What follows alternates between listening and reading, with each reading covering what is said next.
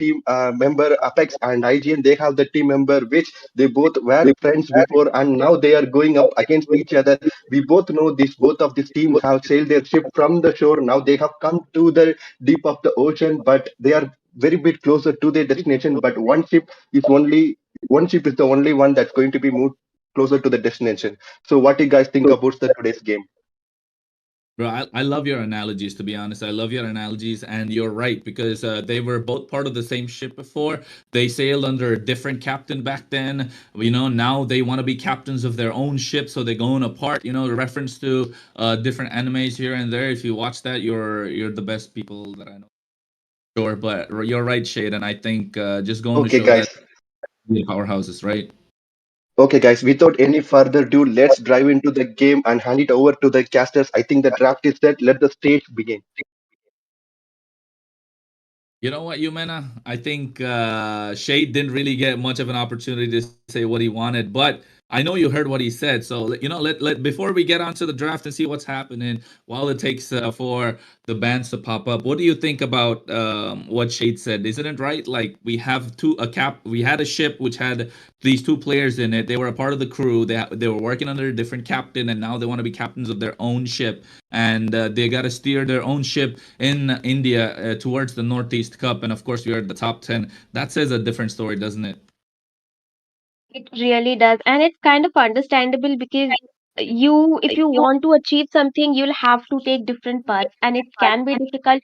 You will have to sacrifice friendships, but that doesn't mean that the teams aren't on good terms. Maybe, maybe not. I think we'll have to see. We'll see those clashes coming in form of blood on the battlefield right here, Chronos. I mean, ABM versus IGN, which versus Apex. I mean, people have been waiting to see this battle move forward, Chronos. What expectations do you have from both the teams as of now? Because we do know both the teams have been performing really great. Can't say anything less about either of them, but who are you rooting for more in this scenario? You know what? You know what? I wouldn't say I'm rooting for anyone, but for sure, in a way, I have roots from Sikkim myself, and I do understand that my ancestors are from there. So, and I've been there a bunch of times. It's just a lot of love I have for the place, a lot of love I have for the state, a lot of love I have for the people, and the food, the culture, everything that they stand for. So I would say, from a personal standpoint, I do like Sikkim as a state. So I'll be putting my put my heart on my sleeve and say that I want to go with Sikkim on this one. But looking at the team that they're going against, we got ABM. I know it says ABM, but guess what, folks? They're representing the state of Bihar for the others, right? And just to show that I don't really know what's much going on in Bihar, but for sure, it's just that ABM are a strong team in general, and if anyone can take them down in the Northeast Cup right now, I think it's got to be IGN from Sikkim. So this is one of the most awaited matches, possibly a grand finals worthy match, Umena. So getting to see it here in the second round of the Swiss brackets, I think it's a different story altogether. Well, very well said coming from you, Kronos. I mean, we will have to wait and see what Bihar has onto the table from the side of AVM this time around. And we are seeing a lot of commotion happening onto the live chat as well, Kronos. I mean, people are kind of divided all over the place, like we all are in our own seats right now. But coming onto the draft, Kronos, we already have three bans upcoming from both the sides. I mean, pretty standard bans. You do have the Alpha and the Carmilla getting taken down from the side of ABM. Do you think they do not want to deal with them as of such, or I think they have some strategies coming in? Maybe they are going to go ahead and play around that Khalid, as I was going to point out, and maybe the assassin picks coming up. We do see the Suyu and the Alpha already banned from both the sides. Yeah, I like the bands that came in, the Fovies, the Carmilla, the Alpha as well. The Suyu being taken off the table, that means they both kind of want to play in the assassin route. Possibly a Martis in the jungle, not something you see quite often, so they definitely want to go for the heavy dive on both sides.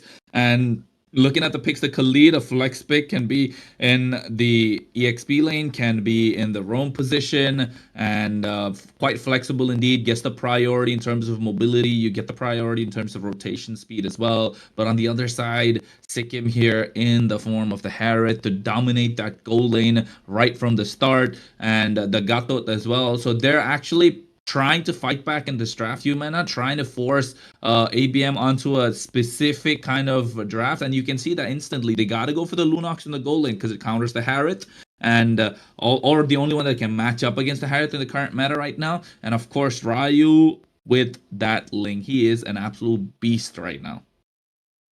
I agree. I mean, there's not much that we say about Ryu, and it will be enough to, kind of praise that man because as of now, in my opinion, one of the top junglers in the whole India region, to be honest, because the kind of gameplays and the retry plays that he has been showing throughout the tournament coming in Chronos, I mean, has been absolutely amazing to see and giving this man right off the bat the link coming in. It's quite risky because we have seen he is a monster on that link, to be very honest. And I like how IGN is thinking right here. I mean, they take the Harriet off Radiant right off the bat because we have seen Radiant popping off with those Harriet picks coming in for their side. They are going to go with the Gato on the EXP lane and Fanny coming in as an answer for the link right now for us. I think they could have waited a little bit to pick on that Fanny because team ABM right here, they still have a chance to pick on a suppression, maybe to, kind of counter that Fanny coming in from team IGN right here. I mean, looking at the way IGN are going, they kind of going toe to toe against ABM. They're not backing down, right? They're not backing down whatsoever because they realize this is not just any match; it's a match against one of these are the two giants of the Indian ML scene, of course. And if there is a way or if there is a moment to find out who's gonna be the one that to come out on top, it's definitely this one because you have ABM who are currently, you can say sort of the kings of ML in India, just because of the fact that they've not been beaten a lot of times in the tournament. Of course, they've been taken down, but the only team to kind of take them down has been either IGM or Eliminators. Eliminators already off the entire tournament, unfortunately. But of course, IGN is here. Meow Meow Gang is here. Meow Meow Gang had a brilliant game yesterday, and of course today they might have a different story. But for now, definitely IGN looking to take that throne, looking to return to their former glory. And the new kids on the block, of course, ABM are not that new, but compared to the time when IGN were the top team, I think ABM knows. So this is a fight for the crown, indeed. At least to show that hey, we are here to challenge and put a foot on the gas and say that we are here to actually claim a stake at the title of the Northeast Cup. But it's only the Swiss rate. It's only the Swiss round, folks, and you can see the bands already there. The Tig, the Eat It. You got the Hylos, the Grok preventing the dive from both sides, but they go here for the Valentina, taken away from the hands of Witch, and of course Apex with the one and only Kufra. And Apex's Kufra has known to be a threat. He can carry games by himself. Throwback to LJ from EVOS of season, the first M series, the M1. This man has been playing the Kufra since then. Of course, Apex probably taking a page out of his book, and you can see finally IGN get that Vexana. Vexana is good. Valentina is good. I think they were trying to get the Valentina, but ABM read into it, took out the Valentina for themselves. Not the greatest pick in my opinion from ABM, but of course they did throw a wrench in the works of IGN. But Yumena, who do you think is gonna be the one to take this one away? I think it's going to be ABM right off the bat because the draft coming in is quite strong. You've given Apex the Kufra. We do know how annoying he is, right? He just jumps onto the enemy jungle, doesn't let the enemy farm. And you know how important that is for the early game. But before I continue, Kronos, we are already in the land of Dawn right now.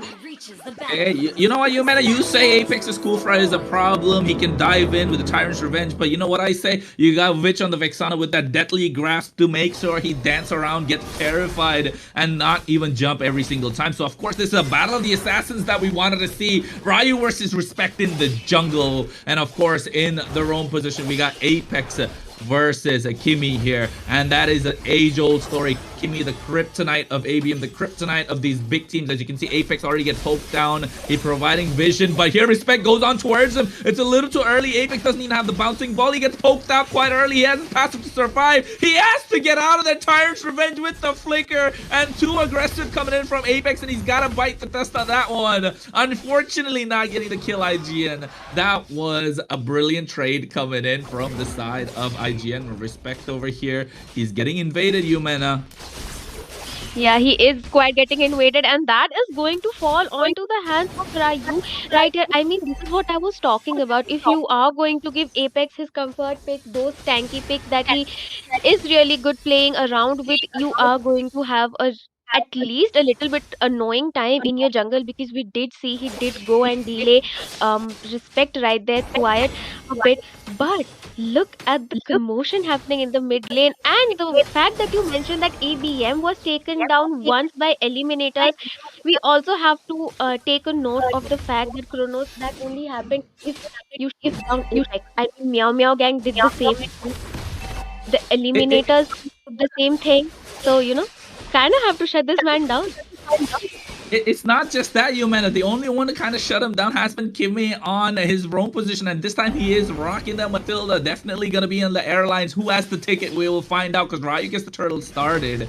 And of course, right now, Apex, he's in the back foot. You can see no flicker right now, so he can't come at Kimmy here. He has to purify as well. Goes in, guiding wind, charging the revenge. That's what I was talking about. The deathly grasp will be a problem. Bouncing ball is the raging sandstorm committed, but the AOG is there, along with the Tempest of Blades, but he misses the retribution. Getting the nerves getting the best of it. Apex goes to the Tyrant's Revenge, but there it is, the Eternal Guardian, which flickers out, but so does Jay. He flickers in to get the kill, but now he's against Anti. He has a lot of damage, but doesn't want to dish it out. A lot of trades being taken left, right, and center. Ryu, though, didn't get the turtle, and I think that might be a problem for both sides, but they did get the better trade. They did get the better trade. They managed to get two people onto the side of IGN. Quiet, important, but Jay looking really good onto that EXP lane. I mean, that's the kind of advantage you have having Khalid into the EXP. I mean, the man is a menace with his raging sandstorms. I'm just going to say that right off the bat right now. But look at that, the way you mentioned Apex and Kiwi being each other's um enemies right here. Oof, that was a quiet call coming there, Kronos.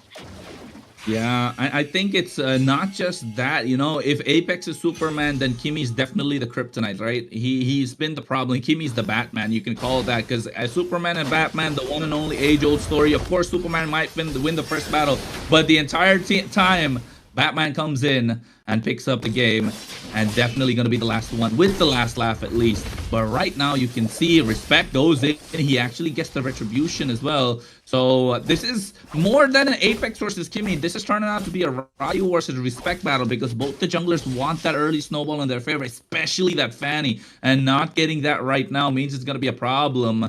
And of course, Humana, I was a little groggy before this, but looking at the start of the game, it's got me fired up. It definitely is getting me fired up as well, because like you mentioned, oh, there you go. There you go. That's the kind of gameplay we want to see coming in from Respect, because let's be honest, he's not getting the opening that he needs, because as a Fanny, you do need those early kills, you do need those early snowballs coming in, because it's that. Ooh! Ooh, Apex goes in, bouncing ball already used. He gets a knockup by the Matilda Airlines with a flicker, along with the revenge going in, but Respect finally gets the kill. He gets terrified by Ubby right now, but Radium here should be next on the menu, looking delicious for the side of IGN, but they back off, realizing it's not something they gotta commit to. The turtle is up for grabs, so right now turning their attention there, and that's what you were talking about, Humana. You need Respect to get the kills. You better put some respect on his name, because he's going in once again. Steel Cable baits out the raging sandstorm even, and right now instantly goes back, realizes this is not the time, as Ryu is a level ahead indeed. He is, and he will be going for the turtle, and with Jay quite on time. There goes the retribution for the turtle. He needs more blood. Ooh, but look at that. Tempest of Blades goes out after the use of the cutthroat as well. Meanwhile, the bot side, oh, Anti He was survived. He knew he was gonna go down. He knew it. He sacrificed himself for the greater good, but guess what? The greater good was taken away by the thief in the night, Ryu. He came in, he just stole everything, trying to run away. But this time around, Respect has a different plan. He has to steal cables, not enough energy to try and defend. Retribution is there, so he's able to. Goes back, will have to collect his energy. Meanwhile, on the bot side, Apex threatening with that Tyrant's Revenge. But you can see right now, Aaron, the creator, wants to go ahead at Kimmy. Nothing going on right now. Yeah, nothing really going on because both the teams need to play it safe. You do not have the backup that you need. So even if Apex goes in, Just like Kimmy is right now with that circling eagle, but at the same time, he's able to survive. No, he does not. Gets taken down by Albie. And look at the rotation coming in from Jay. He gets the cut up top, and now instantly threatening to invade into the jungle of Respect. And Respect really needs this purple buff if you gotta get going, because he's starting to feel it. He does miss out on the retribution, but he gets the kill indeed. Respect will get that, no, Witch gets that kill, but he doesn't get the purple. That's so very much oh my God. you can Look see at Ryu the is on the HP. scale. The HP on Respect right there. That was so close for him. But unfortunately, Ryu did not get that. But we will have to give it. I mean, I will have to give it to Apex because he is trying to be a menace to Respect right here. But the Tyrant's Rage is not connecting Kronos. I think that is the problem. He is landing those jumps, but it's just not connecting onto anyone as of now. It's because of the beautiful kiting composition that the side of, IGN have. It's not exactly a full kiting composition. You have Kimmy on the Matilda that provides the... Oh, never mind. That's the revenge, the rage you were talking about. But instantly, here comes the next. Here comes the cavalry for the side of IGN. AOG connected. Eternal Guard. Everything thrown at them. Albie actually went in behind. Misses completely, and now Apex wants to charge in once again on towards Kimmy. No Purify. Bouncing ball is that preventing the getting wind as well. Instantly taking them down one after the other. And now you can see ABM from Bihar, representing Bihar, slowly getting control. And I think now they have put Respect behind as well, Yumena. They have, I mean, the early snowball for Respect was very important because we do know that at least onto the late game, Fanny kind of starts falling down, and maybe Respect needs to Apex being a menace, Chronos. Yeah, Apex is, and right now you can see, oh my goodness, the Raging Sandstorm connected to the back line, and Respect here missed out on the Retribution as well, which is next on the menu, and Ryu went in with the Tempest of Blades, missing out completely, and Anti here has a lot on his plate right now. He needs to protect, and right now Apex goes in with the Revenge and the Rage, connects with 3, he gets the double instead, bouncing ball to try and get out of harm's way, but here comes Anti with that Guardian, but at the same time, they got Aaron, the creator. Respect comes in. He needs these kills, but he does have the purple. And Apex with the revenge once again went in for the kill, but Respect doesn't even get that one. And oh my goodness, ABM, they get 4 in that fight, in that skirmish. But Respect, the one left standing. If he only had that purple buff, Humana. If only he had that purple buff, that was a savage waiting for him right there. If only. I mean, the jumps are landing on point right now. I'm not really sure what's happening. They were not before, but it's beautiful to see coming in, and that's what they needed. But wait a minute, Jay. Oh no! Okay, oh my goodness, he went in Ryu with the Tempest of Blades, but the AOG missing out, and I think Kimmy played that beautifully. And so did Aaron, the creator, using the Chrono Dash, realizing the shield is available right now, and that's the micro skills, that's these minute changes that comes in. But Apex went in for the revenge on towards Anti-Radium here, taken so low. He does have the steal that comes in with that skill 1, but at the same time, he gets it. The Rage connects with 3, but everybody misses the AOG that came in from Uppy right now. The Terrify on towards Aaron, the creator. He has the Zaman Force drop. He wants to do the damage, but guess what? Zoned out completely, realizing that Ryu and Radium are right there, waiting for them to overstep their bounds and able to pick it up. But Respect here, he needs that purple. You gotta give it to him right now. He's been on a good roll so far. He misses. Oh. Now he'll be taken down, and I think Ryu realized that he is there. He can go in. He has to get the Tempest of Blades. He connects, but right now he's between a rock and a hard place, but he's able to get out of boys. What is happening? I mean, they are just choking down Respect, and I think that was the turning point for the side of team ABM right here. Also, the Valentina quiet, good, and handle coming in for their side as well. Because let's be honest, Abhi is doing a really great job with those IMU AOGs coming in. I mean, at least for the zoning that I am seeing right now, and Apex, he is just landing those Tyrant's Rage on point as of now. And like you mentioned, which Oh, really look good at counter for that Kufra, but ooh, yeah, but the the skills are just not connecting from the side of team IGN right here, Kronos, and they are just kind of taking advantage of the rotations coming in from Jay as well. Radium quite farmed up. She is the Lunox is going to hurt a lot right now, and they just I think a good AOG coming in from IGN can save them at this point, but I'm not really sure about with the Apex and Kumra right here, Kronos. Yeah, I think right now the Lord marching on the bot side, Tyrant's Revenge is cancelled, and Apex goes into the bouncing ball, trying to zone the members of IGN out at the moment. Anti has to take down the Lord, but you can see Jay here trying to dish out some damage, trying to provide vision at the same time. They get the top side inhibitor. The Lord sitting quite healthy, actually gets taken down. Mid lane is the next one that they want to get. Raging Sandstorm connects to the back line, which is there, but guess what? He went in with a Revenge with Apex, and right now Respect going to the steel cables. He has the fountain right next to him so he can get it back up, and they get one. Jay's the first one to fall. Rise should be next, but they don't want to commit, and they're trying to at least earn the creator going in for so much more. Abhi went in with the AOG as well, but misses out. And oh my goodness, finally IGN found an opening, but not able to make the most out of it. Why? Because the mobility that's there on the side of ABM with that link, the Finch poise using that blade to get out of harm's way, and he is level 15 while Respect is still 12. Meanwhile, on the bot side, you can see Chaos Assault committed by Radium. He knows he has the damage right now, and Kimmy cannot do anything but just watch his teammates trying to engage. Anti has a lot on his plate right now, and IGN need time. They're behind by 9,000, 8,000 right now, Yumena. All IGN need is time. IGN do need that time because we do know the Harith is going to scale up. He already picked on his Holy Crystal. I mean, he is going to hurt right now. We do need Anti to get some items as well, Chronos. Oh my goodness, they're trying to go in. They got the damage done down. They got the Tempest of Blades as well. Ryu trying to dish out the damage, but Anti is here tanking everything. He has to use the AOG to go back. Now they don't have the way to engage, and instantly ABM are ahead of the 8-ball. And you can see right now on the bot side as well. They're trying to clear the way, but Respect realizes they have a lot of mobility, will have to recall, and can't really split the map even. They definitely can't. And like I said early on to the game, if Respects kind of falls down on getting that early snowball, he will be forced to go onto those side lane push, which will kind of put Team IGN in a disadvantage because they will have to take those 1v4 fights. And let's be honest, you just have Anti to soak up those damage.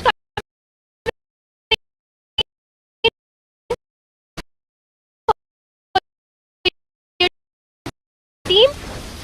Oh my goodness, the T5 breaks out and Ski Switch is the first one to fall. Radium gets down as well, so they trade blow for blow. The damage dealers are traded, but Aaron the Creator is still up, and he has that episode. Oh my goodness, never mind, the Raging Sandstorm connects. Aaron the Creator drops his Zaman Force. He's able to survive somehow. Anti goes in, the AOG misses, but at the same time, he tries to get the kill, and he gets that Respect instead. But they get 2 for 2 traded, but definitely somehow IGN coming out on top, because the more trades they take, the more gold they get. And now you can see Apex with the bouncing ball connecting right on time. The Terrify on towards Respect, but oh my goodness, ABM's Apex falls down, and beautiful coming in from the side of Respect as well. And they connect, and oh my goodness, one after the other. ABM making mistakes. Mistakes are what IGN want, and they're taking that by storm. And instantly, with Aaron the Creator there, with the Zaman Force available, with Respect up as well, they are trying to get the Lord. Ryu's not there, so no retribution, but Abhi comes in. He has the Terrify, and oh my goodness, on towards Radium. He went in with the Cutthroat, but at the same time, Abhi gets taken down thanks to the Wisp that come in from the Matilda. And instantly, Jay wants to go in. He has the Raging Sandstorm, but the AOG connects. The Retribution's right on time. Jay falls down. ABM on the back foot once again, and for the first time ever, IGN have control. They got the Lord. It's 14 minutes, 50 seconds into the game. You met a luminous Lord marching on the bot side. IGN gotta make the most out of this one. Wrong calls. Definitely a lot of wrong calls coming in from the side of ABM right there. I mean, we will hold to those thoughts. But look at that, they're just forcing out spells coming in from the side of APM. They needed this opening coming in Chronos. I mean, a lot of mistakes happening right before the Luminous Lord. They shouldn't have gone in. They did have the resources. They could have retreated back and just waited. But wait a minute, we could see some skirmish happening here, Chronos. Yeah, I think they're trying to go in. The Luminous Lord is there on the bot side. AOG connecting, but trying to miss. The kind of misses the target. They can't really get a lot. IGN need to get the tier 2s. They don't see Apex on the map so far. They don't want to commit. They're taking the safer route this time around. And instantly, ABM realizing that they are a threat indeed, even though that they are kind of losing the control, kind of behind the 8 ball, they are still definitely in control of the game. They are in control of the game, but somehow Team IGN has done a phenomenal job closing that goal gap coming in from their side, because they did need this opening. Ryu! Oh, look Ooh, at the poke coming in already from Fanny. I mean, that's quite dangerous. Also, I think we'll have to give it to Aaron right here. He is doing a great job on that Harith. He did manage to farm up and get those items that he actually needed. He did see the damage coming in from his Chrono Dash coming in Chronos onto the Lord right there. But wait a minute. See, oh my goodness, the Revenge connects, but at the same time, they get the Raging Sandstorm on towards Witch, so Witch falls down. Ryu's really low. There's no damage coming out right now. They take out Witch, they take out the damage. Aaron, the creator's there, but he doesn't have the space to dish out the damage once again. And IGN, they had the control, but they let it slip wide thanks to the patience that came in from the side of ABM. And you can see Apex here charge the Revenge. He wants to get the engage going. They want to get the mid lane inhibitor one after the other. Slowly but surely, they're trying to take the game as well. Brilliance come out from Radium. Anti just trying to tank in as much as he can. They get the kill, but they get Radium in the process. So instantly the damage dealer's been taken out. But Ryu here, he wants to get Aaron the creator. Oh my goodness, they try and connect with that circling eagle. Tempest Blade was there, used up as well. But Respect can go in right now. He realizes there's no way that Ryu can survive. Jay's next on the chopping block. He gets taken down. And right now, instantly, Apex is there, propping the conceal, trying to run away. Ubby here picks up that circling eagle, can use it to get away. Oh my goodness, yes, he tries to. Zaman forces drop,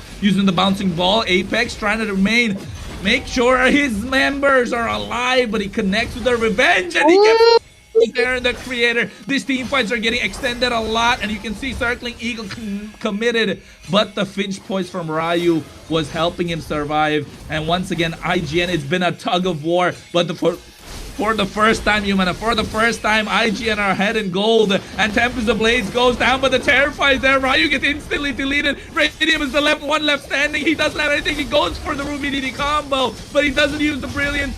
But oh my goodness, they get the damage dished out at the right time. Witch is the only one left standing. He gets taken down. What a play from Radium. Oh my goodness. He got me thrown for a doozy. Remember, what a play by Radium. What a play to save the game. I am holding on for dear life. What is happening? Radium coming out in clutch. They don't call him the #1 goal laner for no reason. And I think that was a really great play coming in from Kimi and Aaron as well. I mean, the kind of synergy that we saw in coming from both of them, quite good to see. I mean, they were just chasing down Abhi and Apex like a dog onto their towers. Look at that, Jay. In a really sticky situation, but Andy not looking good right now, Chronos. Yeah.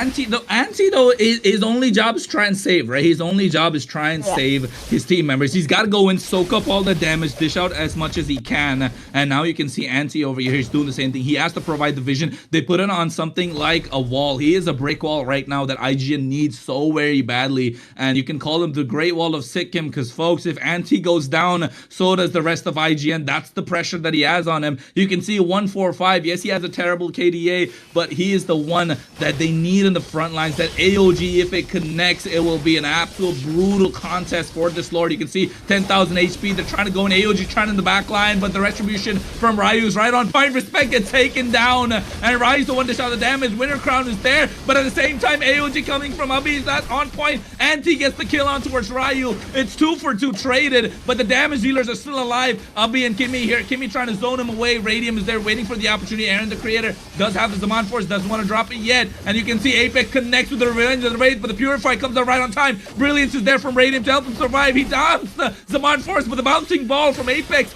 making sure he can dash around. The party's not yet begun for IGN, but ABM trying to get the advantage. But wait a second, the Lord takes the base crystal, and ABM losing out on the game that we did not even expect. IGN pull off something of a rabbit out of the hat. You meant I didn't even see. I did not even see the Lord going to the base. This team fight was so good, so reckless that I didn't even see the Lord. End of watching the Lord, but Kronos, I gave you time to go in with those, I mean, phenomenal commentaries coming in. But Kronos, like you mentioned, Kimmy, he proved to be the kryptonite in this match because I will definitely have to give it to him the way he pulled up onto the mid and late game along with Aaron. I mean, the combos that they were kind of dishing out onto Team ABM right there, really difficult to deal with. You cannot take Matilda so lightly. I mean, she does have those healings, she does give you that guiding wings coming in, she gives you those heals. I mean, she makes you more tankier than you are. And we do know that Harith is quite sustainable onto the late game. I think the only mistake that happened from the side of Team ABM is that they let Aaron farm. We do know how dangerous this guy is onto the side of gold, onto the gold lane at least. And I think they just needed to end it quite early, but they were taking their chances. And that kind of fell onto the backside. It just kind of backfired for all of them right there, Kronos. You know Right. what, Thank. Yumena? Sorry about that shade. I just took a look at the replay on the stream, right? I even forgot that ABM are the ones that got the Lord, and the minions were pushing down the mid lane because they didn't have an inhibitor. It was super minions, and the super minions just went in at the right time that the Lord is about to spawn. So the Lord spawns, or the minion wave spawns the 11-second mark and the 41-second mark, right? So I think ABM kind of gambled on the fact that 11 seconds the minions will come in, the Lord will come in, they will push out the opposition minions as well. But the minions were too thick, they were too strong, and I think that cannon minion was enough to take the enough damage dished out to the base even. And I think that just comes out of a little bit of RNG. But it just worked out. It just worked out so beautifully for the side of IGN. And I think, by hook or crook, doesn't matter. They definitely took a game, and ABM on the back foot, the favorites, the two giants in this competition. Yeah, yeah. I don't know what to say. That was an insane one. They got me thrown out for a doozy as well. But Shade, sorry to interrupt you, my guy. You're here. Take it away. I am just a No. little dazed and confused. No problem, Carlos. Thank you, Castles, for breaking down these wonderful games. Even I was amazed. It's like, Carlos, have you watched the Titanic movie where the ship didn't watch the iceberg and they hit the ship? Just like that, ABM didn't watch the minions and minions have taken their base. Exactly. And I think minions were the MVP for this game. I'll tell you, I think the MVP for this game has to be on the side of IGN. It's got to be Aaron, the creator. He survived with so low HP all the time. Of course, Apex played a brilliant Kufra. Radium as well. Somehow that save in yeah, you know what, Shade? I'm gonna keep talking. You take it away, bro. I'm gonna mute myself so I can shut up for a while. And also, Kurnos and Yumina, this time we see the draft ABM have more advantage with the four mages on the IGN, and there were only Fanny with the physical damage. I think the IGN have learned their draft and they're gonna come back even more stronger right now. ABM captain is like whether to turn right or whether to turn left because the ship is sinking. The captain has to do something, or else the ship is going to sink like a Titanic, and we're not gonna play any background music for them. So, what do you guys think for the next game?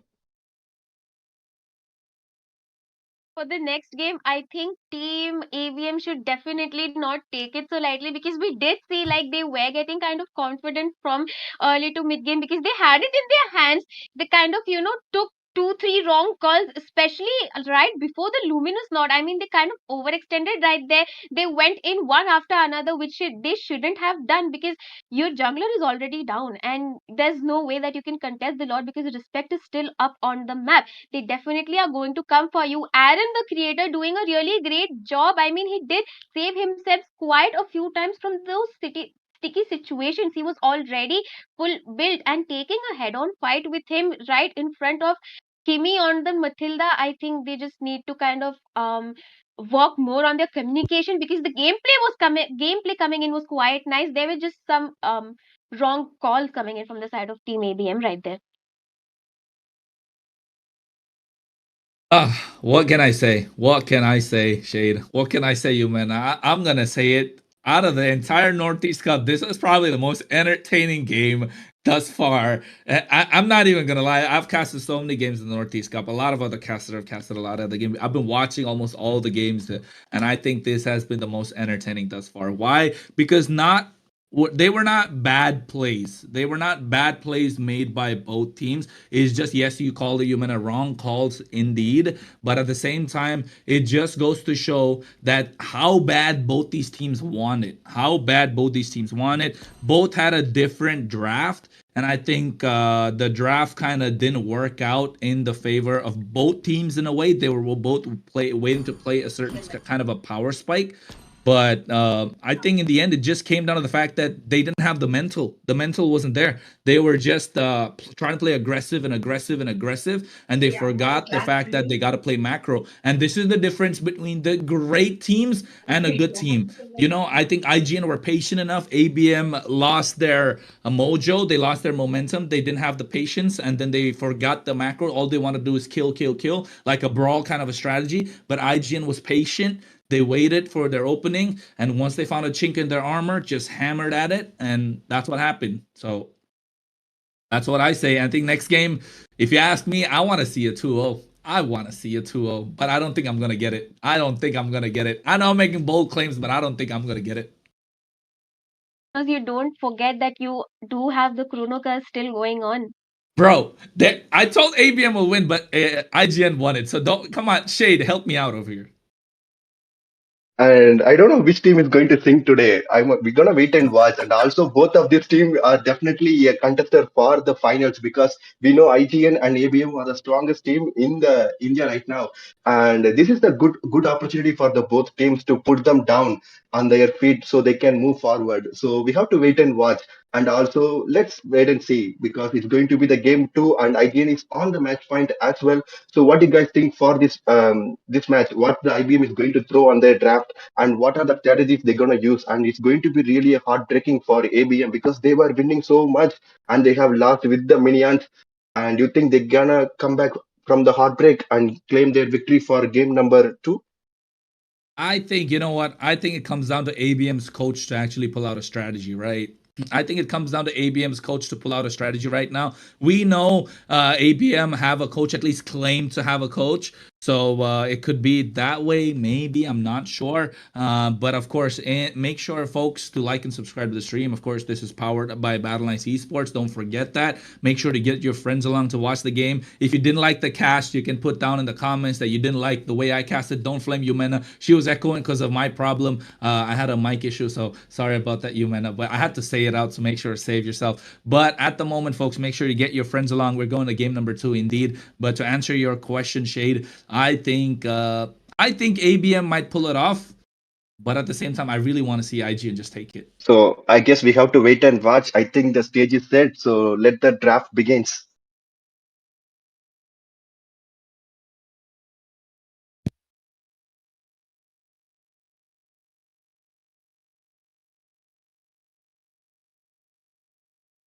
Well, Yumena, we are here.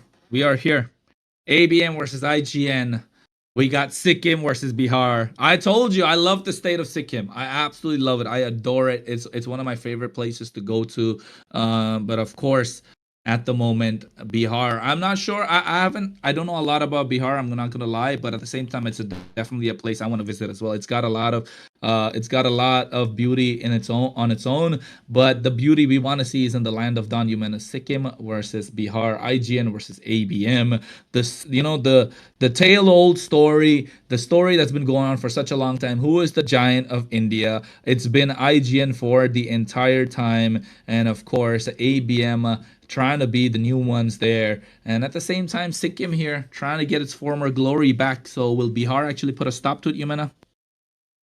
I mean, Bihar definitely did have the right cards up their sleeve last match as well. I mean, ABM they drafted quite kind of smart actually, because team IGN they already picked on the Fanny and they picked on the Harith for their side.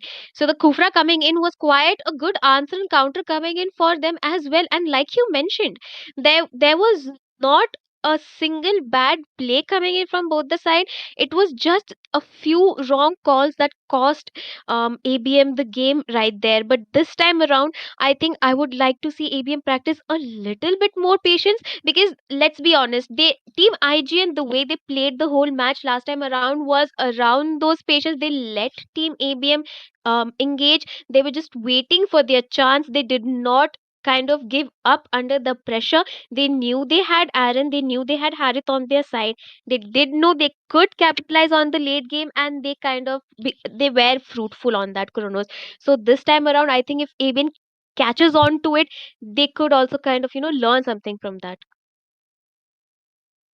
I think the fact that ABM or the representing Bihar are one of the top teams indeed. IGN representing Sikkim are one of the top teams indeed. It's gonna be a cracker, especially given the fact that it's game number two.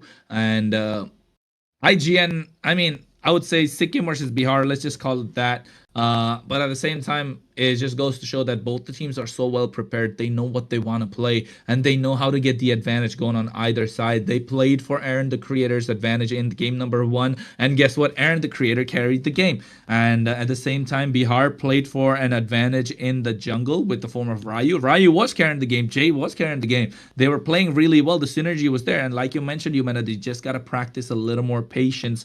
Patience is key, folks. You got to have patience in this one. And especially when you're two giants, you got to respect the opposition. And that's what they're doing, respecting the opposition. Look at that. Instantly taking out the Fanny, realizing that respect is not one to be messed with. You got to put respect on his name when he picks up that Fanny. And he was a disaster, creating havoc, controlled chaos. Sikkim was able to, come out on top on that one. Definitely did come out top on that one. I mean, despite having a really um bad early game for the Fanny, they kind of managed to pull up later onto the game. Sikkim did, I think Sikkim really did a great job last match along. It was just Aaron for me that time, but look at that. They are trading Suyu for Khalid right here. I mean, do you think that's a good decision? Because we do know Suyu onto the jungle position, quite a menace. The early game potential really, really strong on that man. They did ban the alpha, so team Bihar right here need to kind of draft around maybe shutting down the Suyu, but they will go ahead and pick that Matilda coming in, Kronos. Yeah, they have the Matilda on the other side to prevent that Suyo Matilda combination. They don't have the Alpha to kind of counteract that Suyo. So Suyo definitely being traded across the board, and I Sikkim prioritizing Suyo more than the Matilda means that they definitely have a game plan to cook up with him. But on the other side, they got that Matilda, they got that Khalid. So Khalid gonna be in the EXP lane already showing their cards, and in the mid lane, which gonna be rocking that Vexana once again. It wasn't a great game, number one. Oh my goodness, Aaron, the creator. You know what? He says it. Guys, don't worry about it. Last game, I told you, trust me with the game, I will carry it. He said the same thing this time around. Just let it go to late game. I got your back. So he picks up the Nathan, and ABM, Bihar need to answer instantly right now. Wow, I mean a Nolan pick coming in, that's quite some refreshing thing for my eyes, Kronos, because I have not seen a Nolan gameplay coming in for quite a long. But like you mentioned, Aaron right here on that Nathan, I think we all have seen how good this man is with the Nathan plays coming in. I've seen this man play Nathan, and he is a monster on the hero, especially into the gold lane, giving away the Nathan right off the bat can look a little bit difficult for Bihar right here. They do have the Khalid though to get those EXP lane advantages, to get those early game advantages onto the turtle side. You do have the Matilda to kind of, bring you out of sticky situations. But both the teams playing it quiet smart. They are not giving a lot, but they are giving a lot at the same time, Kronos. Yeah, they are not given a lot in return, but at the same time, they are. I like the Irithel ban. I'm not gonna lie, you man. We don't see an Irithel being banned out quite often, but the Irithel makes sense over here because the Irithel can kite beautifully along with the Matilda as well. You have that heavy crossbow, you pop that sprint, you're gonna be dishing out a lot of damage in the late game, and they don't want that, especially it's gonna be splash damage as well. So actually taking that off from the hands of the gold laner, that's Radium in the hands of Bihar ABM. But at the same time, they ban out the Tig, they ban out the Kufra from the side of Bihar. So leaving that open. What else is open? They got to get some sort of a set tank in this position, in my opinion. But they need someone that can go toe to toe with the Matilda as well. So maybe gonna be that Cho in the roam position for Sar Sikkim. I'm not really sure if Kimi plays it that well, but there's also the Grok that's open, and we all know how good of a Grok player Kimi is. I was definitely going to come onto the grok when you asked me what other room positions are open. They could still gamble and go in for the Carmilla. We do know how annoying she can be with the Suyu, with the Vixana coming in for the side of Sikkim right here, Kronos. I mean, they definitely do have a really strong draft, and the Curse of Blood can be just a cherry on top for their team. But right now, for the side of Bihar, they still can go for an Aurora in this aspect, but a Bruno pick coming in, that's quite new for Ooh, me at least, no. Kronos.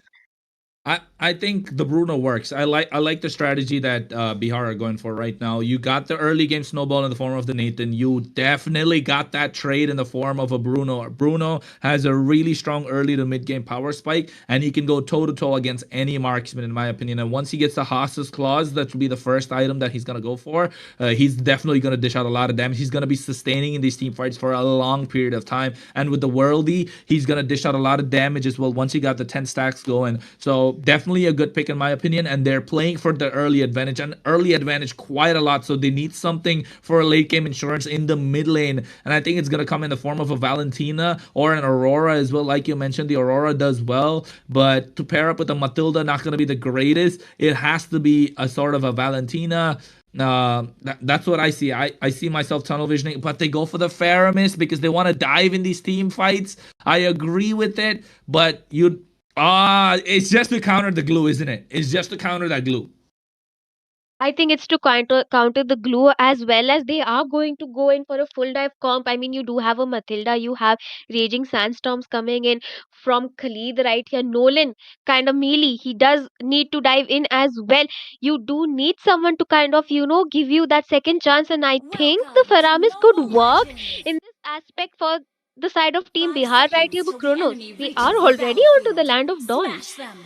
All troops Yeah, I deployed! think in the land of dawn, we are going in definitely for game number 2, ladies and gentlemen. Before I was gonna say what I was gonna say, I want to let you know it's gonna be ABM versus IGN, Sikkim versus Bihar. Sikkim on the blue side this time already have one game in their hands, and of course Bihar are behind for the first time that we've seen in a long time, in my opinion, that we have seen them behind in first game number 1. So right now they're trying to play for the early aggression, and you can see that they need to play for the early aggression.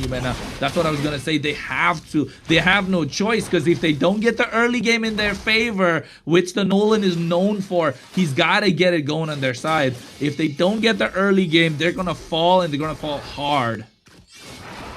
It definitely will fall hard because it's very important for Ryu right here to have that early game advantage, because we do know Suyu can be a lot. Ooh, Ooh. look at that, Yeah, you Kronos. can see that Evil Queller being used as well. He has a level 3 power spike. Ryu wants to go for the pickoff. He does have the damage that can be dished out instantly at this point in time. And you can see he's going in for the Soul Sever, but he doesn't have the level 4, does a Ryu, so he doesn't have that big fracture to dish out the damage. So instantly going back right now, and Apex has to go back once again. So no advantage on both sides, while Anti can just heal up and keep healing up the entire time and make sure he stays in that lane, just like Jay will be there.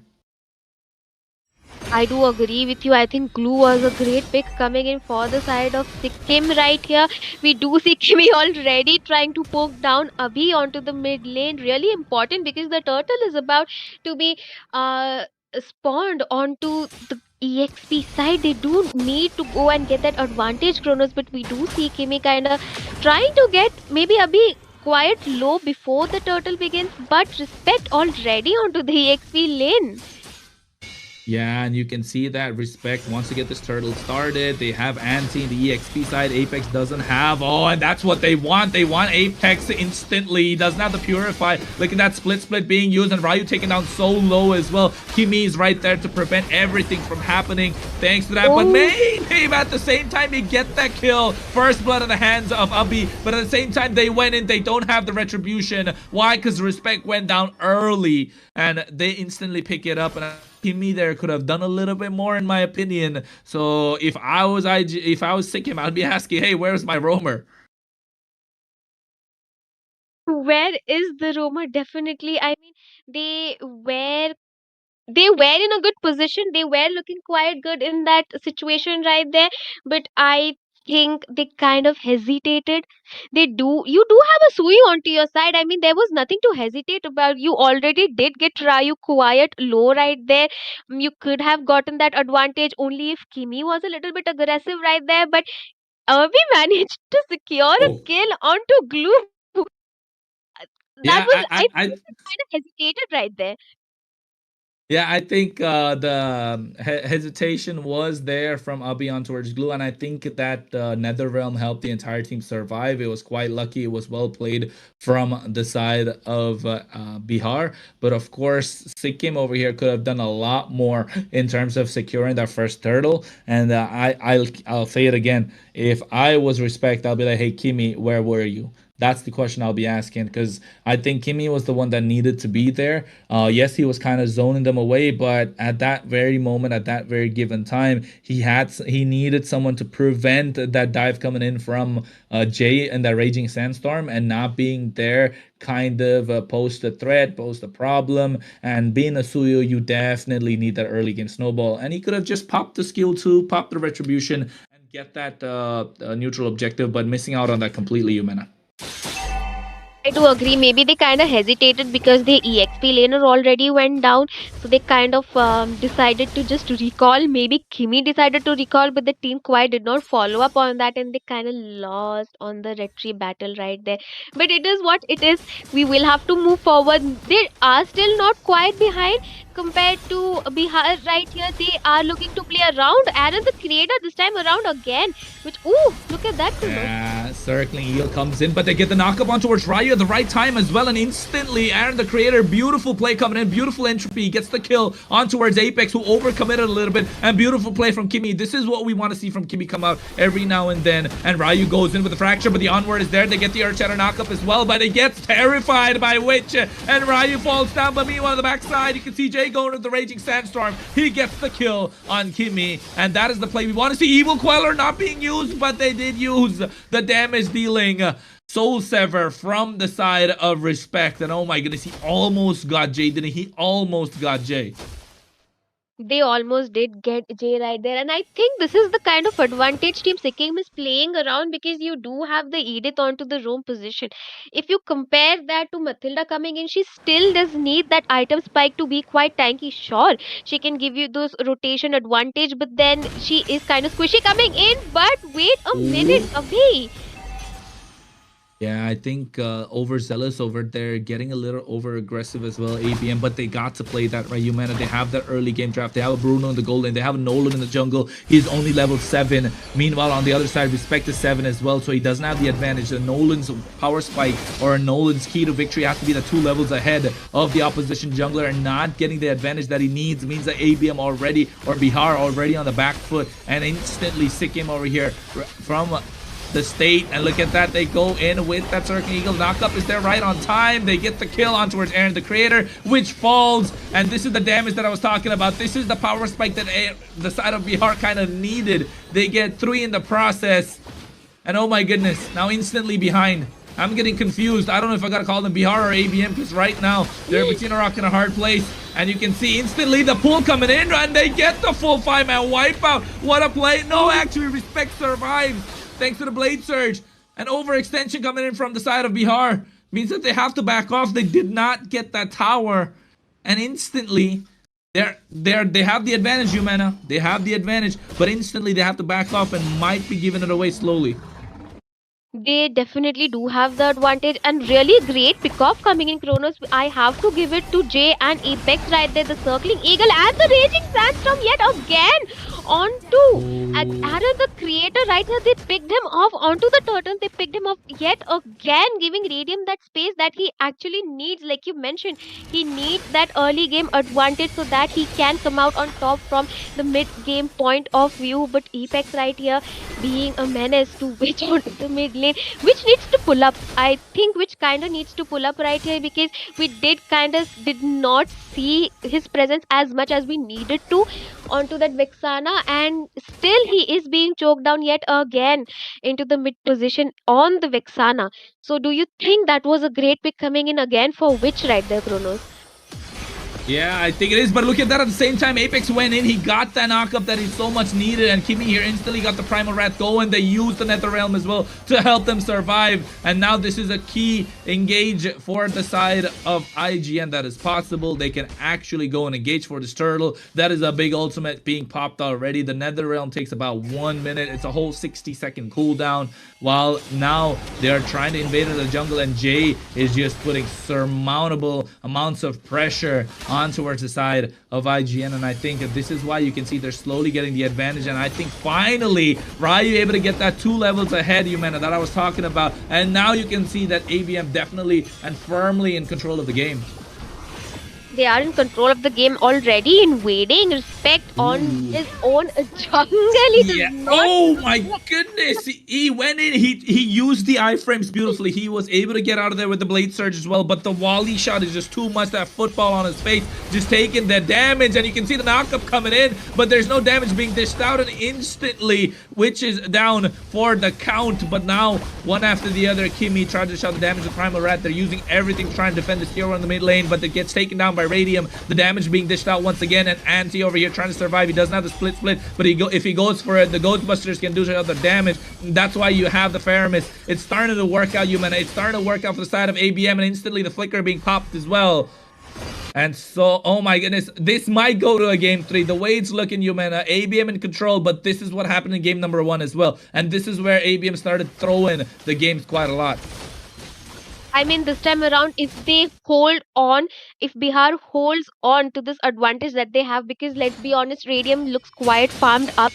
They have been doing a great job shutting down Aaron, the creator, onto his lane and onto team fights as well. They are looking really good. Ryu is looking quite farmed up. They are looking for those skirmishes coming in, but if Sikkim wants to come up on top this time around, they need to wait for ABM to make that mistake, because we do know that they do have the tendency to do that, Kronos. Let's be honest, because we did see that kind of gameplay coming in from the side of Bihar right there. But I think this time around they are playing really, really great around that advantage. Apex doing a phenomenal job on the Matilda as well. Initiating and disengaging coming in from him. It's really great to see. It is great to see, and right now IGN just got to make sure they stick together. There's no other way, there's no other possible way for them to actually try and pick up the victory. But that's what a Bruno wants. That's what Radium wants. He wants you to stick together so he can pop the world, he dish out the damage, and it's going to be in a world of pain the side of IGN. But now instantly they're trying to get the Lord. It's not a luminous one. They pick it up quite easily. They're trying to contest the side of IGN, but they cannot. But Kimmy over here has been doing quite a lot, but at the same time it hasn't been, you know, that effective thus far. He does have the Primal Rat, and they got to use that to make sure they can defend. Because if I was ABM, if I was Bihar, I'd be looking to end this game in one fell swoop right now. They can actually. You do have a Bruno on your side, and we do know the kind of tower pushing potential he has is quite strong. At least they can get those inhibitors coming in for the side of Sikkim right here. But we'll have to wait and see. Jay in a really good position. Just look at him. He is just looking for an opening to land those raging sandstorms, and that could look really bad for Sikkim right here, because if he manages to catch even 2 people, Radium is going to have a free day on the field right here, Kronos. Yeah, Radium is definitely on a football pitch right now, dishing out the damage like a Bruno should. I love the skin as well. Looks like he's smiling at this point in time. Holy defense is procced in the mid lane, so it's right on time for the side of ABM as well. They'll be able to penetrate down the top side. The Lord is there marching so peacefully, not taking any sort of damage, looking really healthy. Holy defense will get procced in the top. You can see the damage being dished out by Radium already. Instantly, Respect has to go back, has to pay the dividends, and you can see the World dishing out a lot of damage as well. Entropy being used to try and clear out the way, but Radium here, he almost gets it. They get the top lane inhibitor. The mid and the bot side is the next one that they're trying to get. Jay poking out anti instantly, and ABM realize that they cannot get more right now, so they're going back. But Yumena, this is the moment we get to talk about the itemization. I just watched Jay pick up that malefic role. He is going to hurt quite a lot with those engages coming in. And look at Bruno. He's already 3 items up. Kronos is hurting. He's hurting a lot. They need. I think Team Sikkim right here needs to find an opening to get the shutdown on Radium right here already on his malefic roar as well. Wait a It is minute. looking quite done. Yumena, Yes. do you see that? Do you see that? Do you see that all members of the side of ABM have bought their Rome boots, and so does IGN. So Sikkim and Bihar, all the members bought Rome boots after the 8th minute mark. I think we probably missed that. But of course, there is a reason, right? There's the reason, folks. Why? Because the more assists you start racking up, the more you get your Rome blessing channeled up. And once you do, you'll be able to dish out a lot of damage. You can see that the Khalid has the dire hit. He's definitely going to start hurting because he has a lot of assists on his card. He's got 3 assists. You don't get it when you get the kills. So that's why you can see even Faramis, even Albi over here, got the dire hit. And I think if I'm not wrong, the Bruno did as well. Or is that a... What is that? Is that the favor? I think that's the That's favor, the right? healing.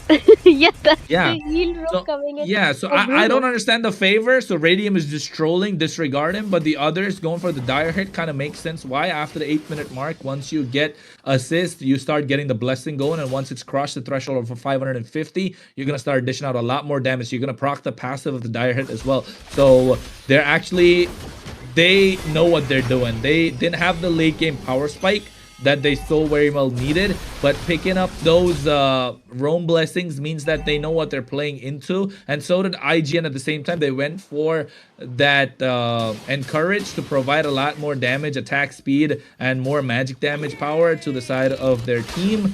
But you can see Aaron the creator needs a lot of space, which is not getting you mana. Yeah, because I think Apex and Jay are doing quite a great job kind of shutting him down, because in every team fight that I have noticed, they are kind of targeting him out of the picture right immediately as the team fight is starting. I mean, those raging sandstorms are landing quite on point, but Radium, look at the pokes coming in from him already 13 minutes into the game. The luminous nod.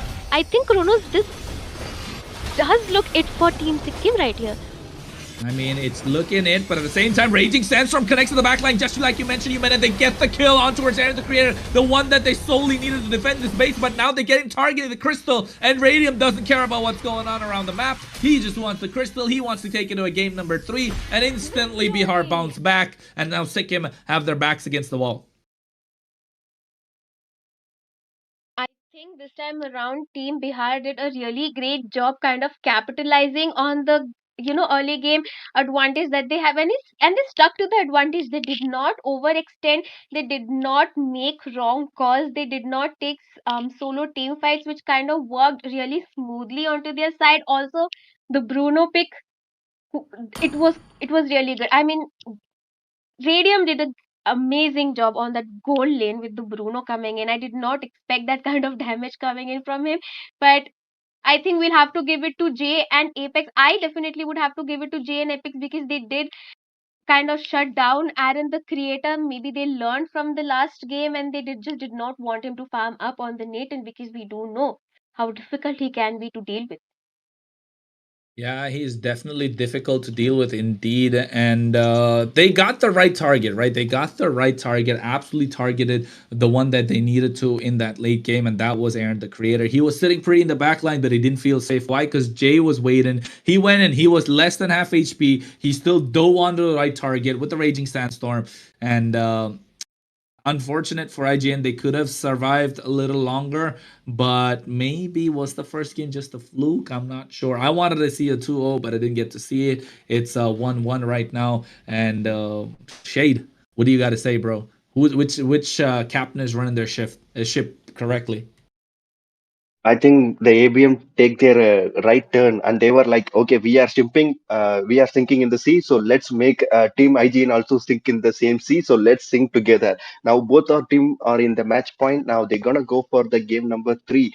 So we're gonna see an interesting match. What's going to happen in the game number three? Before we going to the game number three, and guys, there is a free epic skin giveaway is going on the Northeast MLBB. All you have to do is comment down your IGN, the team you are supporting, and state in the chat box. You might get a chance to win the free epic skin.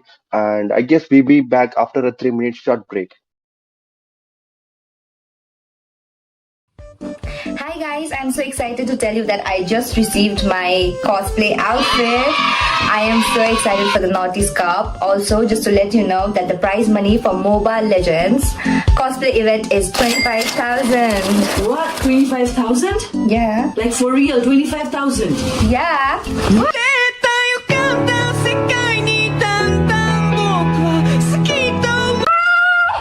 Guys, I got Rumi's outfit, so now the 25,000 is mine.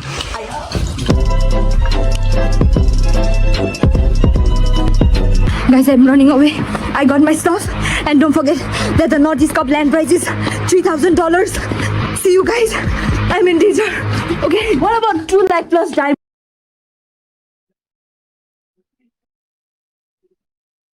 Hello guys, I guess we got back with the game number three with the team ABM versus the team IGN with our amazing casters Koronos and Yumina. Hello Koronos and hello Yumina. What are the things that you are expecting on the game number three, and what ship is going to sink today like a Titanic? I think one ship is going to perform a what we call a sinking performance. Let's say like that. So what do you guys think?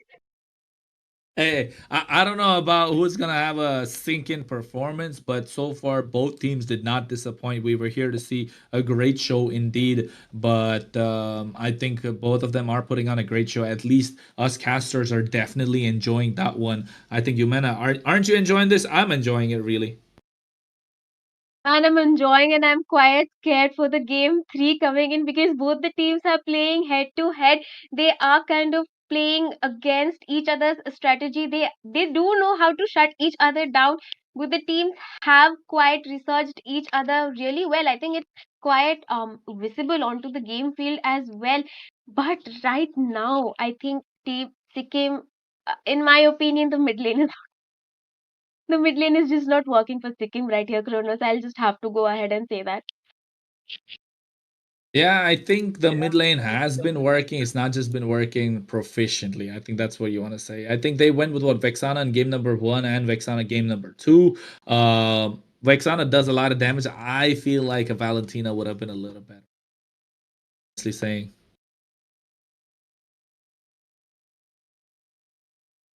So, Hey, Kurnos, so I want to ask you something before we go into the draft. So, what are the key factors you think the both ABM and the team IGN have to keep in their mind, because this is match point for the both teams?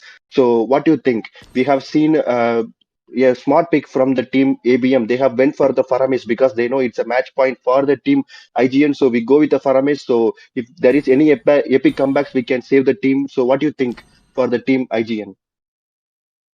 I think IGN need to stick to what they're good at. All right. If the Suyo doesn't work, just throw it off. We don't need to play the Suyo again. So just completely take off the Suyo. He's been a shit hero for you, so it doesn't work out. So don't play it.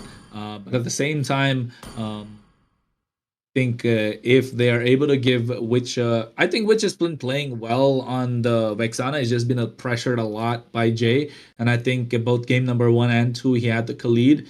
So don't give them the Khalid because you're giving him the option to rotate faster. And I think game number two, you could see that clearly. While Anti was still clearing the bot side, Jay was already in the top side, getting the ganks going. And I think it was always a -1 in the team fights. And that's why IGN were not, or Sikkim were not able to perform that well in the team fight. So just goes to show that numbers do make a difference. And this time around, they definitely need to prioritize having an extra member in this team fights, and they need to give Anti a little more mobility. They did have that in game number one, but game number two, not so much so. So my question to you, Yumina, what do you think the mistake that was done by the team IGN? Because in the game number one, we have seen a decent fight from the team IGN, but in the game number two, we have seen one-sided gameplay from the team ABM. So what do you think the mistakes that was done by the team IGN? How they can avoid it? I think there were not a lot of mistakes coming in from Team IGN. Both the teams were playing quite good. Like Chrono said, there were not bad plays coming in. The only mistake that Team IGN did do is giving out the Khalid because they did not have an answer to him. Game one, they kind of did win. I wouldn't say luck, but on patience. But they did not have an answer to Khalid onto game one. They did not have an answer on game two as well because who is going to stop his rotations? And also, Team IGN did not kind of play around Iron Team Bihar right here.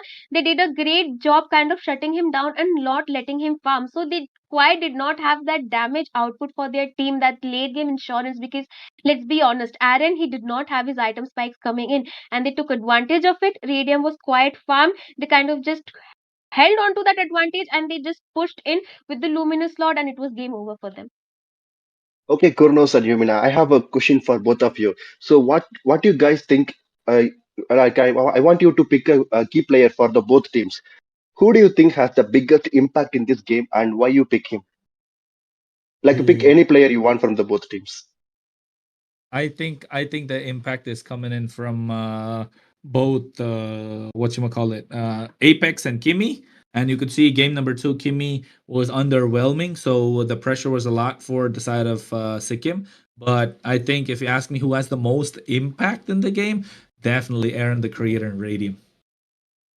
Okay, guys. Also, guys, do you guys know there is a free Epic Skin giveaway on the Battle Knights Esports? All you have to do is comment your IGN, your favorite team, and the state, and you can get a chance to win a free Epic Skin. Also, give your love and support by joining our WhatsApp group and Discord. The link is in the description. Kindly check it out. I think the stage is set, so let the draft begin.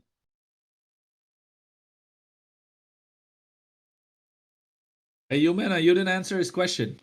You didn't answer his I question. mean, Who's the most I was impact waiting player? for Come my, on. I was waiting for my chance. I do agree with you.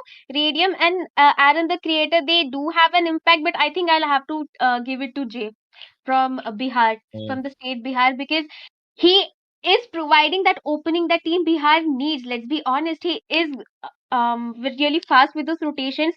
He is present onto the team fight. He has that impact that a Khalid needs to have, and I think he did a phenomenal job, kind of marking out Aaron the creator last game every time that there was a team fight coming in. So I think it was Jay for me having an impact both the matches.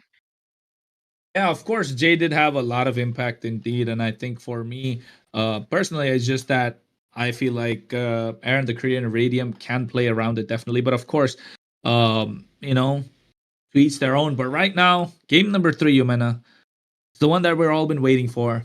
I wish it could be a best of seven, folks. I really do. But unfortunately, it's a best of three. It's the day two or round two of the Swiss brackets. Top 10, Bihar versus Sikkim. ABM representing the other states of India through Bihar. And of course, IGN representing Sikkim right now. 1-1 score. And we got Bihar over here with the bands of Harith Alpha. I think both the teams are sticking to the same drafts that we saw, the first, same bands that you saw game number 1 and 2, right, Yumena? I think it was working quite well for both the teams, so I'm not really complaining. They did ban out the Suyu from their side this time of the bat. I mean, like you said, if you can't play the Suyu, just ban him off. You don't have to gamble around him. It did not work really well. Meanwhile, Bihar going ahead and banning the Gato, he can be a menace coming in. I mean, quite standard bans. I think Kronos coming from both their sides. I think Team Sikkim right here should stick to the assassin play that they had, first time around. It worked really well for them. And Bihar, as of now, I think they're just doing great. Try to get the early advantage. We do see Apex always going onto the enemy jungle right off the bat, early onto the game, being a menace. So maybe have an answer to that and try to get a first blood onto him could work into Sikkim's advantage right there, Kronos.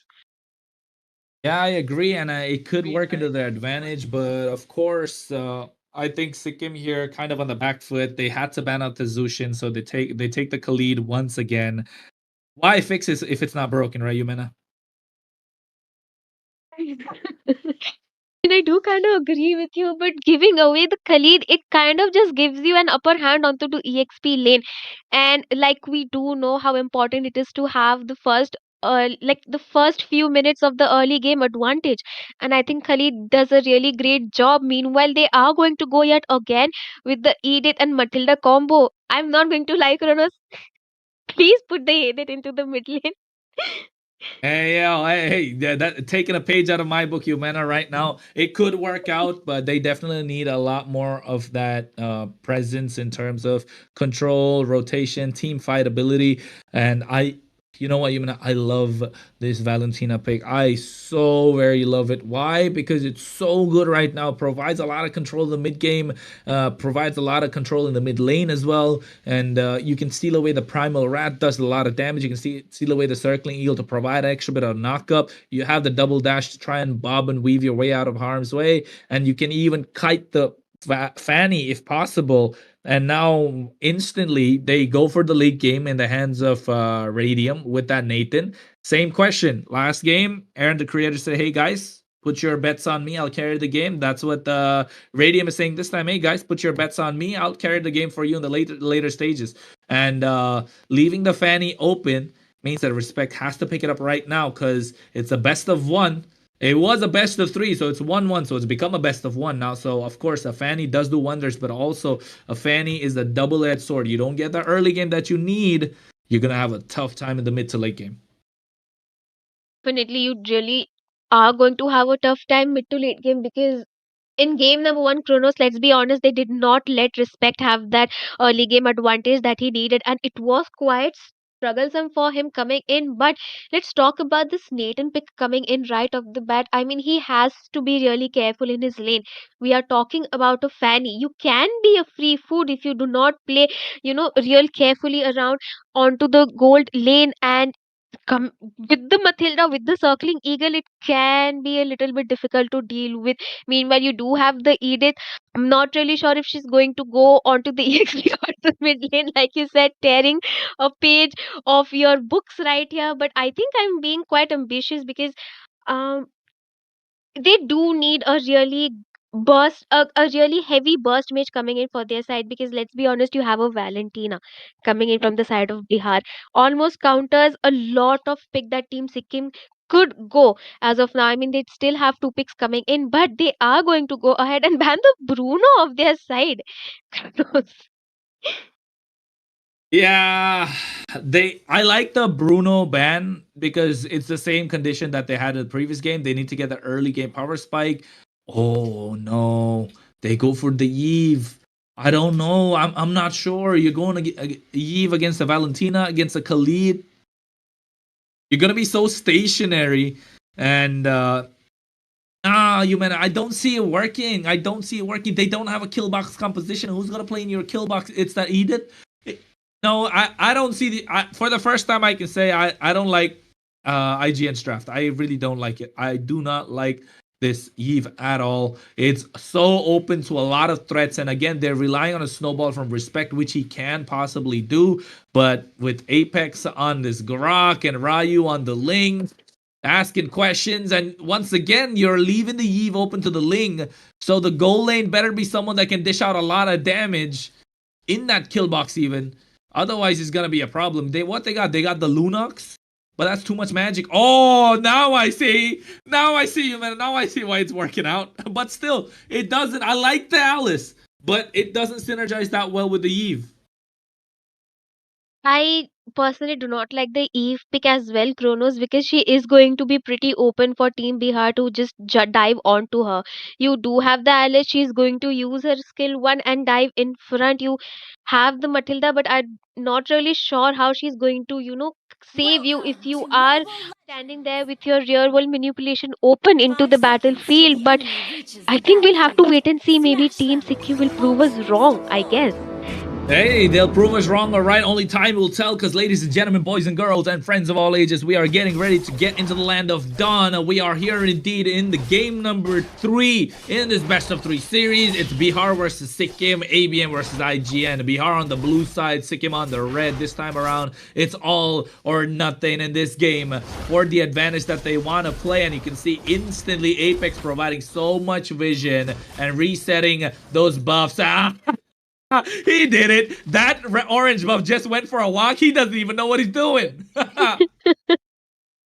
is what I was Hey, talking somebody, about. You need somebody clip that. Somebody clip that. Put that on your Instagram. Put that on your YouTube Shorts, because that was a meme moment right there. And Apex is so good at slowing down the rotations from Respect, and you can see he's so far behind, while Ryu is already hitting that level for power spike that he wants to, and it should be first blood instantly. But the knockup is there right on time, and Ryu gets taken down. First blood, a little overextension. I think he had a problem over there. Not really sure what the call was. I don't know if Jay wanted the kill or Ryu, and I think that's the miscommunication they had. And instantly Ryu gets taken off thanks to a brilliant play from Anti, and also a miscommunication coming in from the side of Bihar.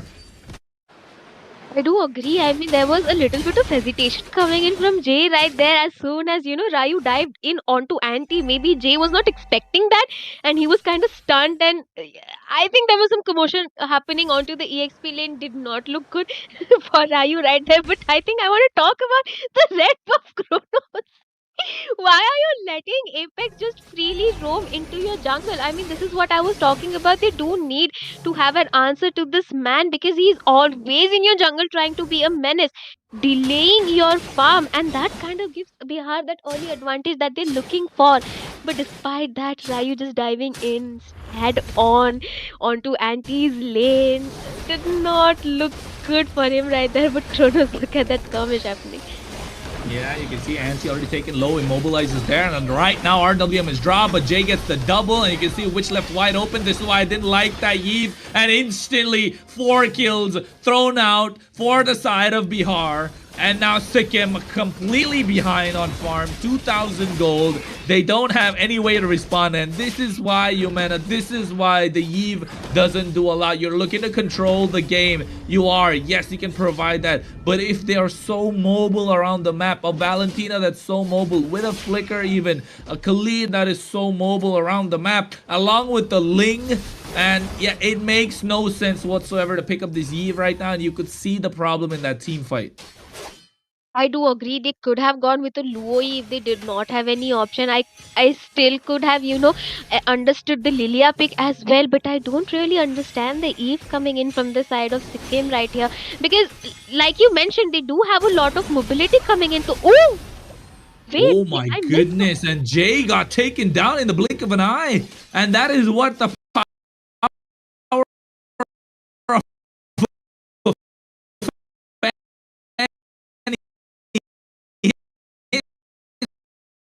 went in, steel cables, cutthroat, and boom. Next thing you know, the desert man is out of there, and instantly Anti can get some sort of a control, but Kimi here is there to provide a little bit of vision as well.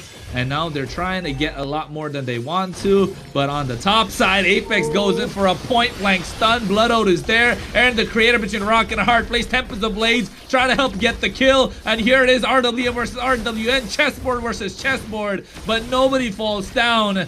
And Respect here can only go in and get out and can't really do anything at the same time. They cleared the wave, and now instantly on the top side, they get control. Radiant will be looking to scale into this mid game beautifully, and ABM or Bihar still firmly in the driver's seat. They really did need this advantage onto the goal lane. I think Bihar is doing a really great job trying to get Radium farmed up because he is kind of, that security that you need. You do need to play around the Nathan if you want to, kind of show up onto the late game, which they are doing quite well. Apex Ooh, already. Radium here, so aggressive. And you can see right now, yeah, Kimmy has to play aggressive no matter what. Otherwise, he loses the essence of having a Matilda. And now Apex just providing so much vision, peeling so much for the team, stealing away so much of the creeps from the side of Respect. Respect already level 6, Ryu level 8. Yeah, it's looking bad for IGN. It is looking bad for Aijen, but I still have hopes because you do have the Alice. We do know the kind of scaling that she has. But then again, you have a Nathan coming in. We do know the kind of burst. He can burst Alice down in 2 seconds. W- Really, I'm not really sure why they have the heap right Ooh, there. Apex. Look at, Which yes, look he at can go, Apex. he can provide the wild charge. No, he doesn't have it. Otherwise, that was a beautiful setup that could have been possible. Retribution right on point. Radium zone in the boy with the entropy. Now they want to get the mid lane. The knockup coming from the Earth Shatter is there. They can go in with the Blood Ode. Primal Rat being used, but there's the Raging Sandstorm connects on towards 3. At the same time, they drop the RWM, but Tempest of Blades is there to pick up the kill. But Respect goes in, and he goes down. Takes down 2 with him. But guess what? The side of Sikkim lose 4. And instantly, once again, control in the hands of ABM, control in the hands of the side of Bihar.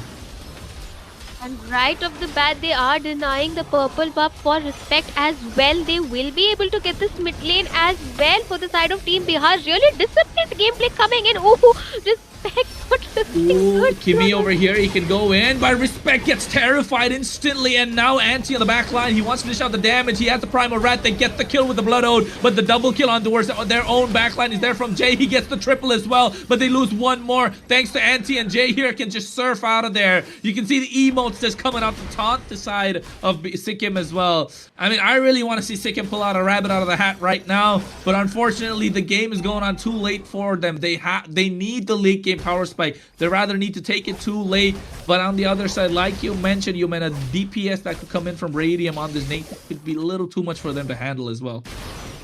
I do agree, and I think Team Bihar is kind of aware of the late game spike that Team Sikkim has right here. So they are kind of looking, to kind of push those lanes, get those turret advantages so that they can end the game early. Because let's be honest, you do not want Aaron the creator to farm up on that Alice. Oh my goodness, you don't want him to farm up on that Alice, and that's exactly what the side of Bihar realized, and they instantly take him down. Radium with the space that is there, claiming free real estate as well. I don't know if you realize, bro, the budget has been changed, the taxation has been changed for the land that you're trying to claim, and this man's just going around trying to claim everything that's on the map, and Respect here won't even be allowed to recall because here comes Ryu along with Jay. But they turn their attention towards the turtle, and they want that neutral objective to get that gold advantage. I do agree, and they kind of are familiar with the gameplay coming in from Respect because let's be honest, he's not. Ooh! Yeah, I don't know. I don't know. Is this what the side of Sikkim has to offer? I know they're already in the back foot, but Kimmy over here guiding Win, taking a little too much damage. And Ryu is scaled beautifully, level 12, while Respect is still level 9. And this is the double-edged sword I was talking about, the Fanny. If you don't get that early game in your favor, you do not have nothing. They will lose the bot side tower, but you can see Jay here. He's unstoppable. What? Win 1v1 against Respect and got that kill indeed. Who needs to save a tower if you can get the kill on towards their jungler? And right now, instantly on the top side, they need Aaron the Creator to scale. But level 9, 1, 2, 3, I want to see the itemization at the moment, but they get the onward, they get the Earth Shatter, they drop the RWM, so Ubby over here might get taken down. Yes, he does overextension a little bit from his side, but Radium again claiming free real estate at the same time. They are looking quite behind on those itemizations as well. I mean, despite having the Blade of Heptasis and the Malefic Roar, Respect kind of went down onto Jay's hands. That was really unfortunate coming in for him. They really do have Respect pushed down quite a bit back onto his team, I mean, we have to give it to the side of Team Bihar right here. They are playing really disciplined. Kronos this time around, they do know the advantages that they have. They do know when their team spikes and who spikes when, and they are playing quite well around it. Yeah, they are playing really well. It is the knowledge that comes in with playing the game for such a long time. A veteran in the scene, Apex in the wrong position, calling the shots for his team, letting his team know that, hey guys, don't worry, we can kite them. If I have the wild charge, we go for the aggressive play. If I don't, we just play passive. We already ahead. We don't have to do a lot. And instantly you can see that they are waiting for Sikkim. They're asking the question like, ah, beta maru. Isn't that what ABM stands for? Yumena, correct me if I'm wrong. Aru beta mein is what it Maru stands. beta me. There you go. Aro beta me. So basically just telling them, hey guys, wait. I'm coming. I'm coming right now. So instantly, you know, just getting free real estate. Once again, they got all the tier 2s before the Lord even spawned. Hey, my goodness, they just got the Lord so easily. There's no way. You can see Respect has to go. He can't even 1v1 the Khalid. This is looking dire. And yes, it is, because Respect gets taken down. You know what, Respect? You got to put some respect on the name of Ryu as well. The question mark in your name says it all. Yeah, looking dire. Looking really dire for the side of Sikkim right now. Yeah, I think Bihar did it quite phenomenally this match. Kronos, I'll have to give it to them because they did manage to, the early game red buff incident that happened.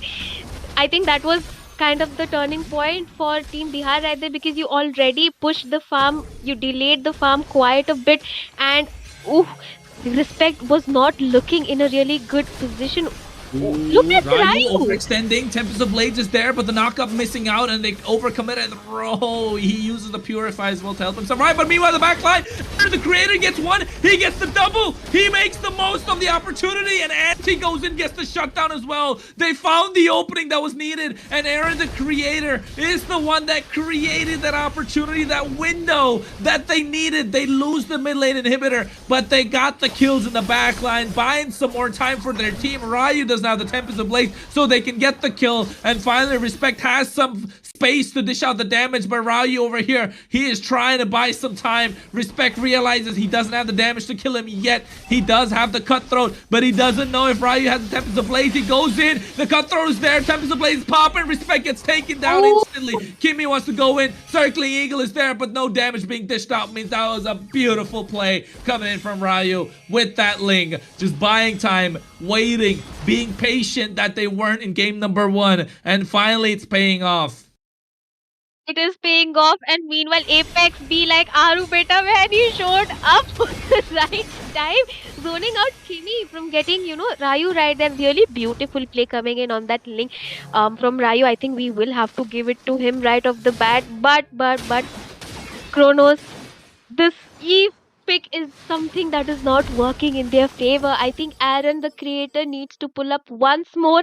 Maybe just once more. They need to wait for his item spikes, because I am having flashbacks of a game that I casted where Aaron, the creator, single handedly turned around the game with his Alice. So I still have hopes. He already has the Holy Crystal on him. Kronos, I think we'll just have to wait. But Yeah. Yeah, I think this is the moment. The Holy Crystal is there. And the creator. I think not yet. I think, oh my goodness, Radium gets taken down finally. You can see the damage being dished out one after the other. They have the Malefic, they have the Hunter Strike. Meanwhile, in the back line, Jay goes in with the Raging Sandstorm. But Aaron, the creator, able to get out of there with the Blood Oath. Respect wants to go in. Meanwhile, in the back line, Ryu is there, lonely, left alone. They pop in, the Tempest of Blades. He dishes out the damage. He gets the killing spree. But guess what? He gets taken down by Respect. The Circling Eagle helping Kimmy get out of harm's way with the help of the Guiding Wind as well. The Lord is up right now. Respect wants to go in. He doesn't have the purple. Otherwise, that could have been a lot of damage that's being dished out once again. And Jay just isolating these team fights, just isolating himself to make sure that he can take the 1v1 that he wants to. I think Jay is doing a really great job, but he was kind of late onto the team fight. I think they... Oh, Abhi!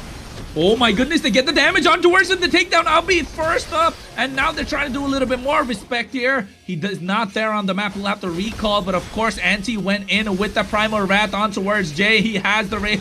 Oh, he used the Winter Crown so beautifully along with that quicksand guard, and right now Apex here next on the Choplin block. He gets knocked up by the onward, and there's the Earth Shatter as well, using the power of nature to get out of harm's way, instantly trying to buy some time. The Lord is up. It's a luminous one. They get the mid lane tower, and now Jay over here trying to get cut up top, so they have to prioritize. But here comes the entropy from Radium. It's a little too much damage. Ryu goes in. He doesn't have the Tempest of Blaze. He uses it right now. They get the kill onto Words. Kimmy over here, he wants to go onto Respect as well, but he gets taken down instantly with Poppin, that cutthroat. And now Apex here should be the next one to fall. They get it, mega kill. But meanwhile on the top side, Jay here wants the base, but Aaron the Creator smells it. He doesn't want a backdoor. He goes in, and over here they provide the damage on towards him. But guess what? The Raging Sandstorm is not enough. Aaron the Creator has scaled too much right now. The Alice is just dishing out too much damage with the Blood Ode. They cannot stop this Alice right now. Just needs the winner crown. And next thing you know, they're gonna dive on towards Bihar and cause chaos in the entire game. They did not want to let this Aaron farm, man. He is being a menace. Did you see the damage that he dished out on Jay right there, Kronos? I mean, that's the kind of gameplay that we are talking about coming in from this man. Aaron the Creator is creating something. Kronos is cooking, is waiting for his time. His name says it all. Aaron the Creator. He's gonna create the opportunities for your team, and Respect needs I think Respect just needs to be a little patient right now. He either picks off Radium or he goes to clean up shop. That's all he gotta do. And Witch is here to use the RWM to stop them from moving around, to stop them from escaping more than engaging or controlling these team fights. That's what he's gotta do. But you can see Jay here already getting the Lord started, trying to get a little bit of vision around the map as well, Yumena. Slowly but surely, they're trying to take control. Aaron the Creator is the one they're targeting, and they get the kill because he was isolated completely. But meanwhile, the back line, Ubby falls down thanks to Respect. But here, Jay, he went in for the Raging Sandstorm on the opposite side, predicting the movement. But instantly, Respect gets taken down by Radium, and now they want to see the end. They see the end game in sights, but they want to get Kimmy Purifies popped as well. Ryu has enough damage, but the winner crown comes out right on time. Tempest of Blades right on time as well. They get the kill, but IGN's Anti just trying to buy some time and hold the game, but not for long. It's a full 5-man wipeout as the side of Bihar, the side of ABM, are able to take the game, able to take the series in a much awaited matchup. 2-1, saying that they lost the first game only by fluke, because guess what? Game number 2 and 3 were utter domination that came in. And the Kings will stand tall indeed, because right now, the side of Sikkim, the side of IGN, heavy was the crown, but the crown has slipped away. The Jester has come and picked it up, and ABM are the ones that are going to be moving forward as the winners of this one in round 2 of the Swiss brackets. That Kronos, I think I will have to give it to Jay yet again. This time around, the man was creating the openings that his team needed. He won me one Respect twice and won. I mean, what was this man doing? They are giving out the Khalid over and over, and they do not have an answer for that man. I mean, I'm not really sure why did Sikkim do that this time around as well. Like you mentioned, they should have banned him out. Maybe you could have had a chance, because let's be honest, Anti on that edict did not get the time to shine, because Jay was already rotating like a madman from top to bottom to bottom to top. And he did manage to get those lane clear. He did manage to, kind of get those team fight advantage as well. And let's talk about Apex. I mean, Apex did a phenomenal job as well, kind of disrupting the Funk coming in for Respect, putting him onto the back pedal. Great patience coming in from ABM and State Bihar right here, Kronos. ABM State Bihar, or ABM doing the state of Bihar proud in Mobile Legends 5v5 for the Northeast Cup. Like I said, heavy was the crown for the side of IGN in the Sikkim state, but definitely the Jesters here to provide, to try and just steal it away, rather. And they did comfortably. Game number 2 and 3 looked like utter domination. And of course, Shade, you saw the game. What do you think about that? Did the impact player make the impact? I think they have made a certain impact. You know what is the name of the ship that was sinking today? It was not the Titanic, it was IGN, I guess. They have sinked by the hands of ABM, and also ABM is moving towards their destination, towards their goal. to the Northeast Cup finals. And guess what?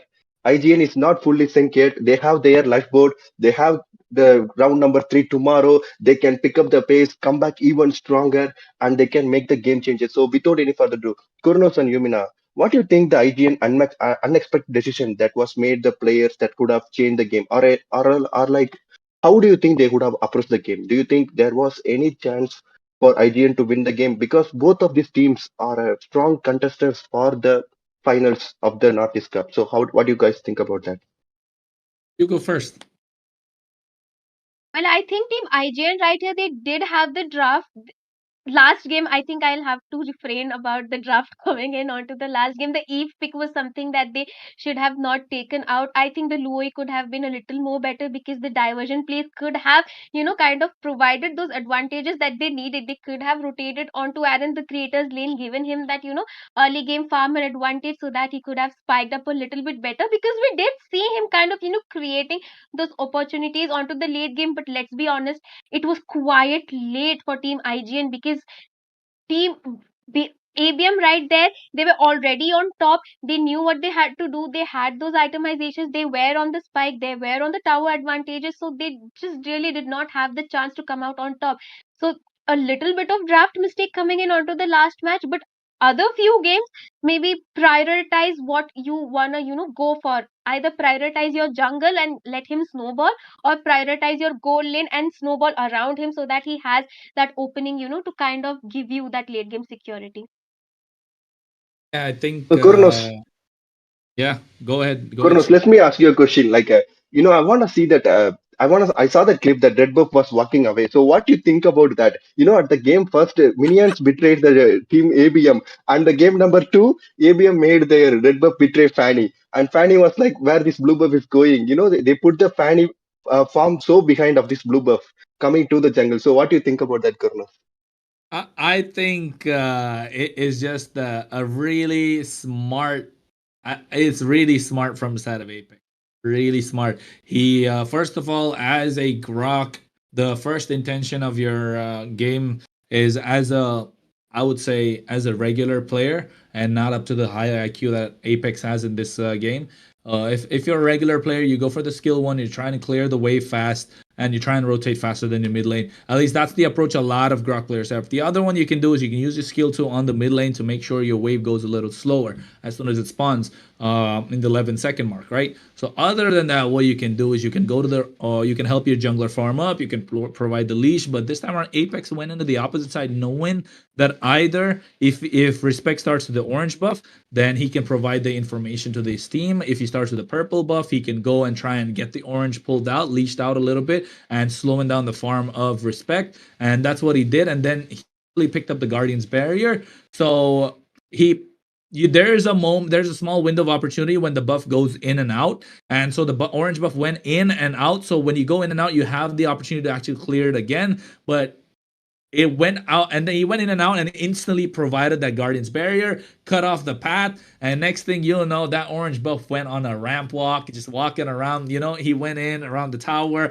took a turn, and then took a reverse turn, came back. That's definitely a TikTok or rather YouTube shorts or real worthy gameplay. It was definitely a comedy piece right there. But definitely that slowed down the pace of Respect's farm, and instantly Ryu was able to scale up much faster. And that snowball was just so hard that Respect didn't have any opportunity to come back from whatsoever. So that's how the game slipped. But to answer your question, Shade, that was really funny. That was really funny. Thank you, Kurnos, for your wonderful answer. Before we sign up, do you want to say anything to your fans, Kurnos and Yumina, that was supporting today? Do you want to, guys? Hey, yeah, Northeast Cup, folks. You're Yes. watching the Northeast Cup. The Northeast Cup, powered by Battle Lines Esports. Make sure to like and subscribe to the stream, and of course, catch us casters as well whenever you can on our own personal channels. If you would like some love and support, but at the same time, of course, don't forget to show your support to Battle Lines Esports to putting up this wonderful Northeast Cup. It's just season one. We're at the top 10. Make sure you watch all the games that are exciting. Support all the casters that you can. Of course, our host Shade on a fantastic show as well. Every time he comes in, it's just a breath of fresh air, right, Yumena? Just a breath of fresh air. It's just refreshing to have him on the hosting desk. Absolutely. And I think for those of you who are there, make sure you, of course, show your love and support in the comments as well. Hashtag state pride. That's what it's all about right now. And I think that's pretty much it, bro. Shade. Okay, hey Kurnos, hey Humana. Do you guys know? I heard a lot of MLB players are going to the doctors because they heard about the free Epic Skin giveaway, but they couldn't believe in the luck. Guys, no kidneys were harmed in this free Epic Skin giveaway. All you have to do is commit your IG and your favorite team and the state. Guys, what's more valuable, a kidney or the chance to flex your sweet Epic Skin of your choice? So please do join our free Epic Skin giveaway and. Guys, for the next game, we have Revenge of Others versus Dads and Sons. So let's have a Kurnos curse before we dive into the next game. Kurnos, Hey, let's have your curse. hey, bro, I'm not gonna curse no team, bro. Unfortunately, every team I support is losing. I'm sorry, guys. I don't mean to do it, but of course, I think Revenge of Others versus Dads and Sons. I think Dads and Sons are a great team. I think they're gonna win that one. I kind of support. I like the players. I like the way they play. I like the exciting style that they bring in. But Revenge of Others is kind of an unknown team. Actually, I believe Impunity with a different name, so kind of catching everyone by surprise. So they're doing well as well. It's just a matter of time to see who comes out on top. So if you ask me, who do I have? I would say Dads and Sons are one of the teams I can might see taking it, but of course, Revenge of Others are a really good team as well. Down So Dr. let's Sin see, on that Dads one, and right? okay, guys. So let's see if Dads and Son is gonna break the Kurnos curse and win the game, or Kurnos gonna come with another curse and make sure they don't win the game. So let's wait and watch, and we will be back after a short break. Hi guys, I'm so excited to tell you that I just received my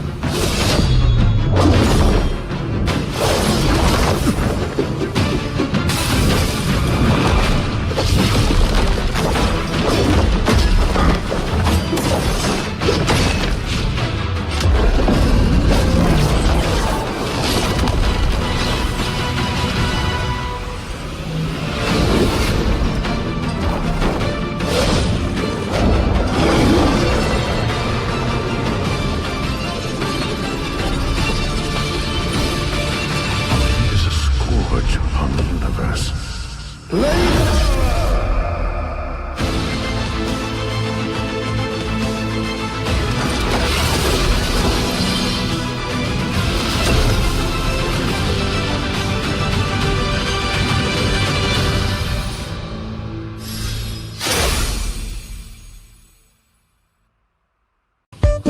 Hi guys, I'm so excited to tell you that I just received my cosplay outfit.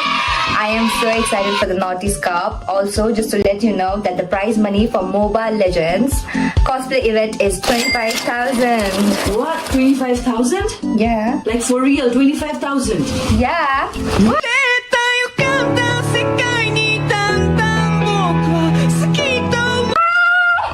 Guys, I got Rumi's outfit, so now the 25,000 is mine.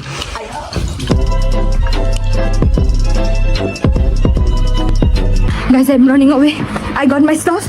And don't forget that the Naughty's Cup land prize is $3,000. See you guys. I'm in danger. Okay. What about 2 lakh plus diamonds? Yeah, the 2 lakh plus diamonds also. Bye.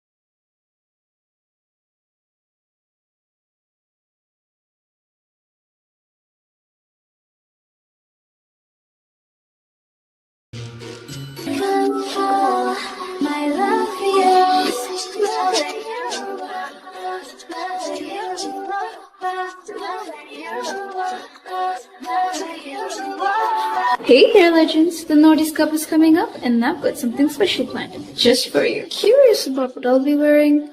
I'm not giving it away just yet, but I might drop in a little hint if you're paying attention. And if you really want to know, follow me on Instagram for the inside scoop. But be ready, because I don't make it easy. Follow now and get ready for the ultimate reveal at the Northeast Cup. See you there.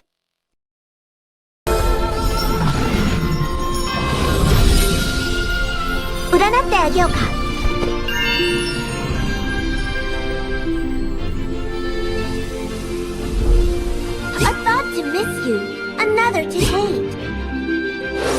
Umbrella, show us what you've got. The umbrella is yang, the human is yin.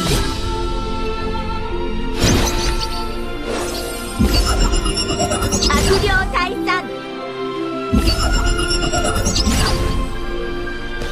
Curse simply means restriction. It seems that very few people know about Omyoda.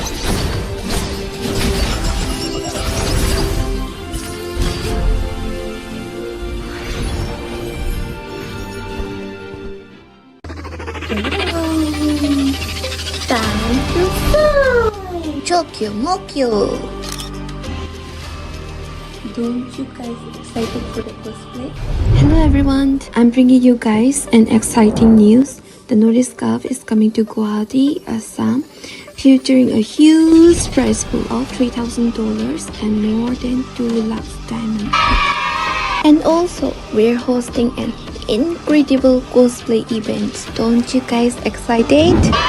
That's not all. We're doing an epic skin giveaway daily on our stream. Just comment down to your ID and the team you're supporting, so that the caster or the host will select you randomly. So stay till the end and win big. See ya!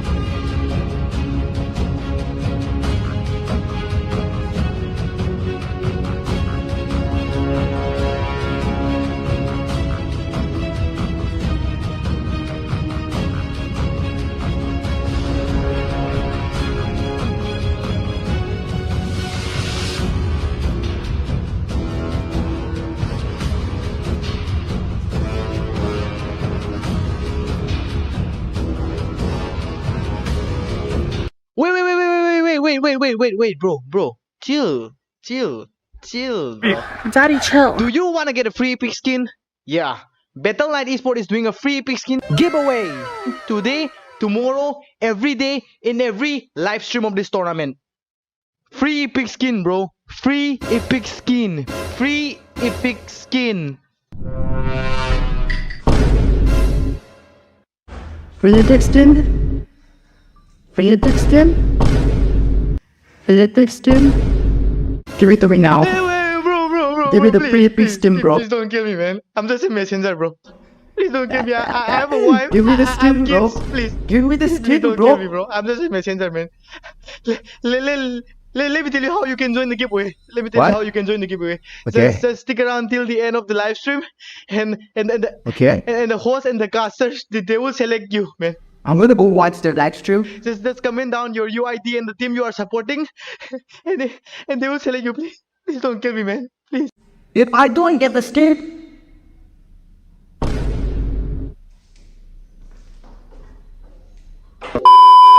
Yeah, if you wanna win the epic skin, just stick around till the end of the live stream and just comment down your UID and the team you are supporting. That's all, man. That's all. Good luck, guys.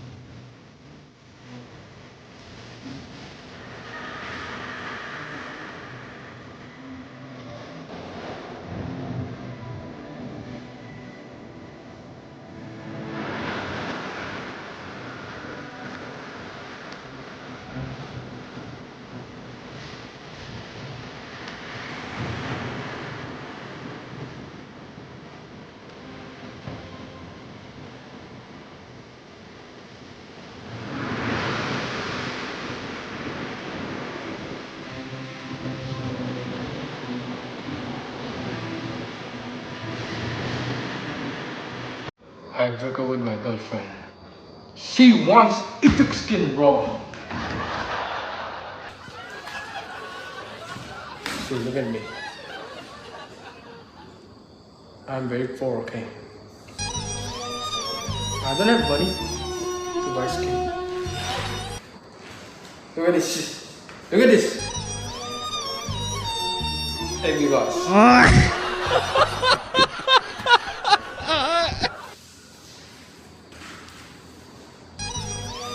Look at this. Natalie Crocs.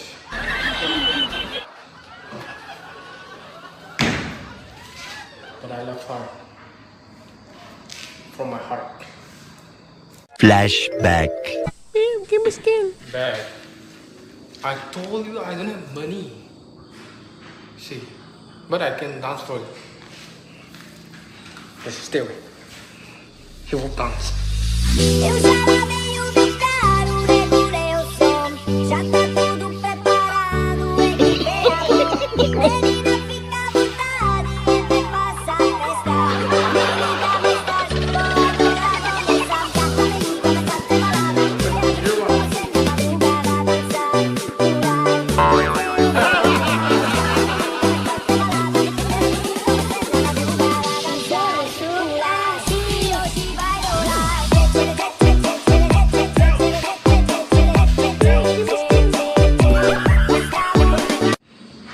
I tried my best. I tried and tried and tried again and again. But alas, she left me. Guys, please support this tournament, okay? We should support this. We should grow together. We should support each other. And this is not all about giveaway, brother.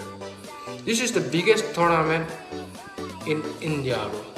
This is the biggest tournament MOBA 5v5 in India. Watch till the end and join our giveaway. Testers, players, and all of us, like, we are giving our best, brother. So please keep supporting us. Watch till the end and enjoy this live stream.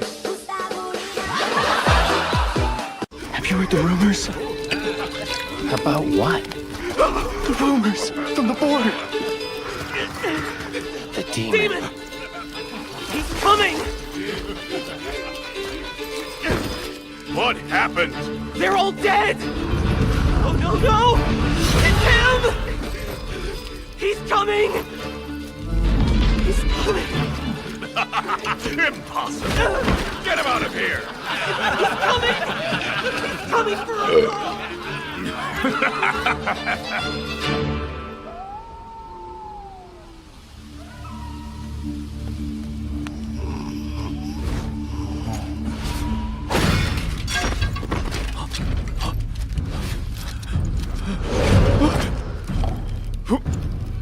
Who's there?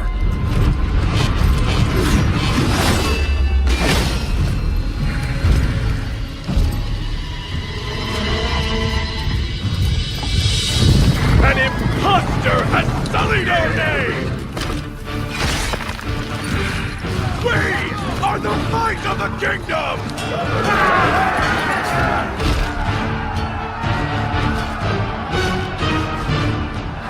For the king!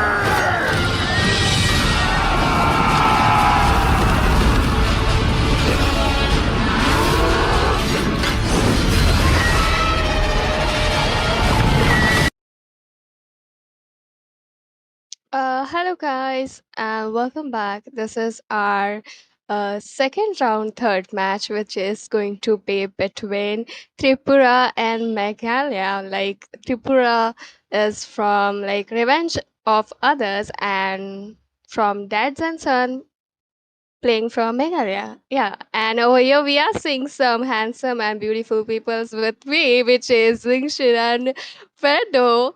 Hi guys. Hello. So, so what do you think? Which team is going to be first round, like champion in first round? Hmm. Very Fredo, difficult question to answer, yeah. I won't let Fredo take it because I'm scared I'm going to jinx them. So let Fredo take over this question. Well, very difficult question to answer. I mean, all the teams here have made their way through the entire state themselves. They are the one representing their state. So very, very high hopes for all the teams here. Really, I don't really want to give any prediction because right now all the teams have an equal chance because this is the Swiss bracket round and one of the first Swiss brackets actually being conducted in the country. So definitely something to look out for here is who will be the one coming out on top in the first ever Swiss bracket in this game. Okay, and what is your like this question is for both of you. Who team you mostly support and which team gameplay is really favorite for you guys? You go here, Jinx. I mean, I don't want to support anyone, but I do have to say, I feel like both teams have something to prove, right? Dax and Suns, I think yesterday, Fredo, you also saw it. They lost against ABM, and now they have something to prove, right? They need to show us that they are just as good as they say they are. As for Revenge of Others, I think most teams, as well as the viewers, that sort of viewing them as a underdog team. Like, we don't really know much about them. Like, are they really as good as they say? So they need to show us that they are worthy of being in the top 10. I mean, they obviously are, but they just need to show us in the game that we're going to see right now. So it depends. I think both teams are good, but they have both have something to prove. Agree. And what do you think, Fredo? Why so silent? Oh, I'm really supporting my state right now because I'm from Tripura, and Revenge of Others is the one representing my state. So really, I'll be hoping that Revenge of Others can come out on top tonight. But it's a best of three. All the matches. I hope it goes to the third match.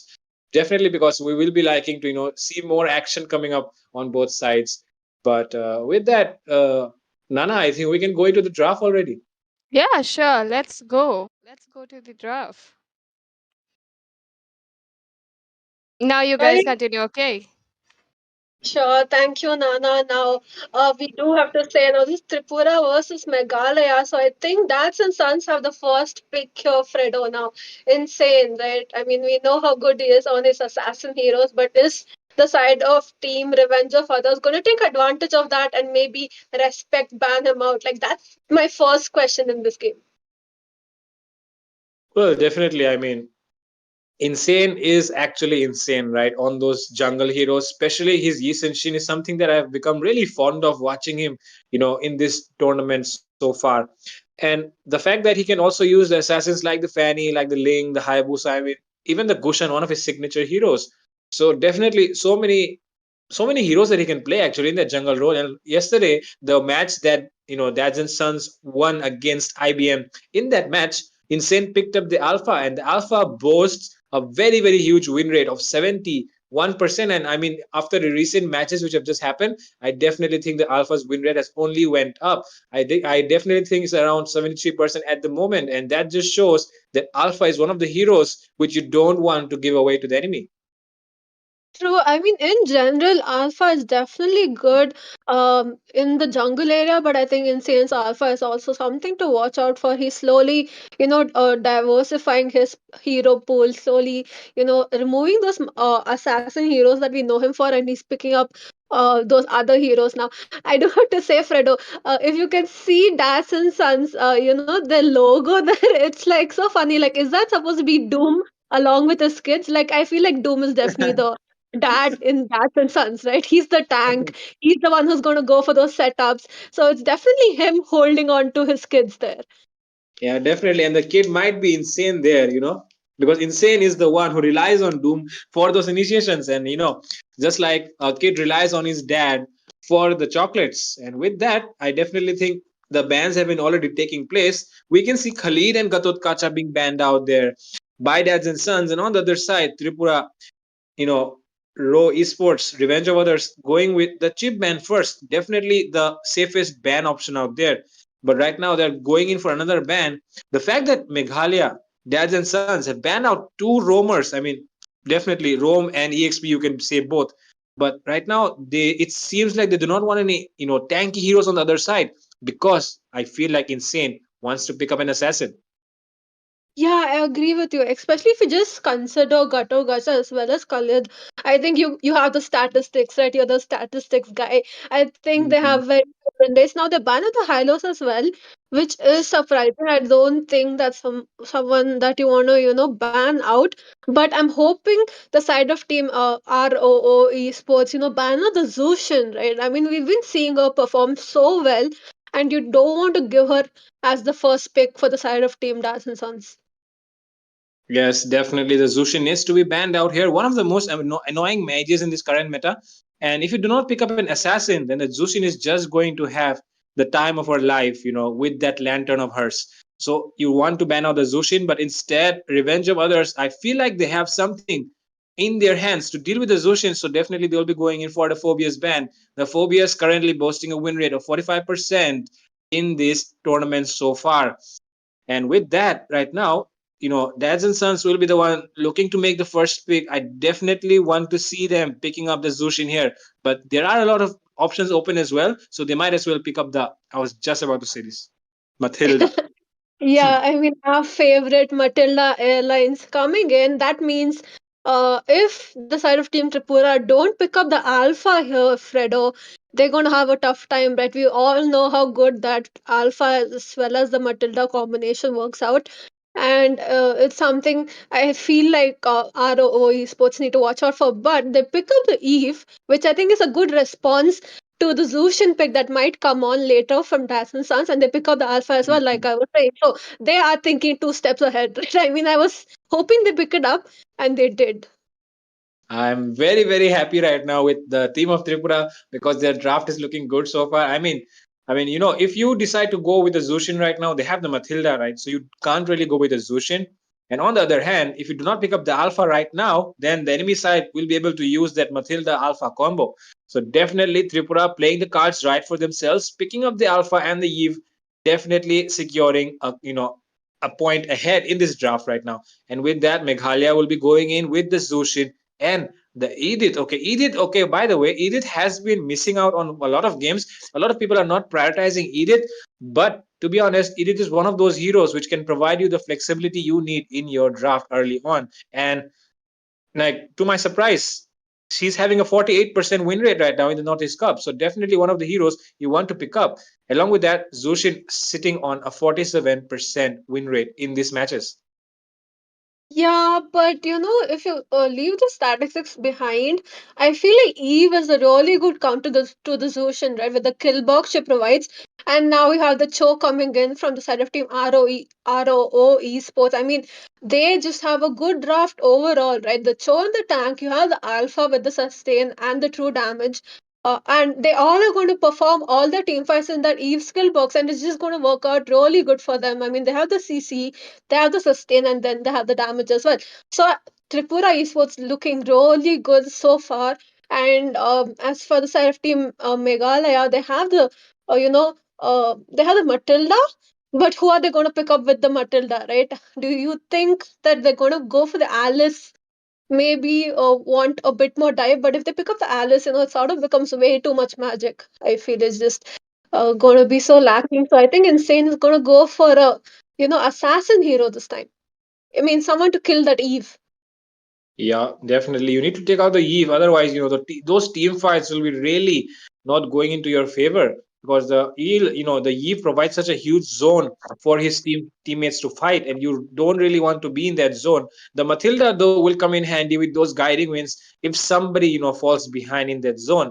So the Matilda will be coming in handy. But right now, looking at the bans coming in, Meghalaya, Dads and Sons doing a respect ban right now, banning out the Franco of Super Imp.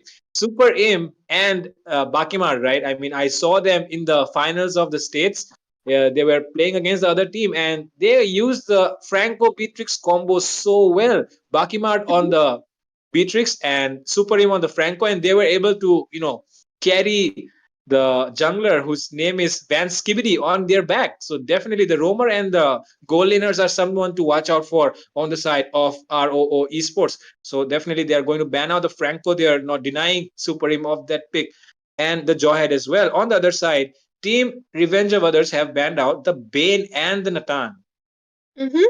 Yeah, I'm not sure about the Nathan pick. I mean, they already have too much magic on their side. Maybe Rats and Sons don't want to be going for him. But this time around, they do pick up the Beatrix. They sadly, don't have the Franco for that combination.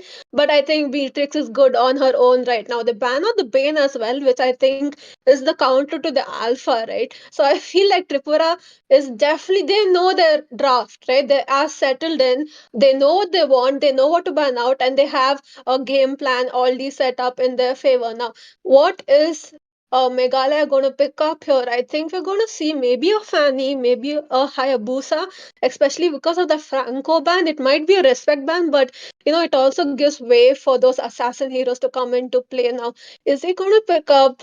I'm hoping for a Fanny, right? But okay, yeah, the Fanny comes in also with the Claude.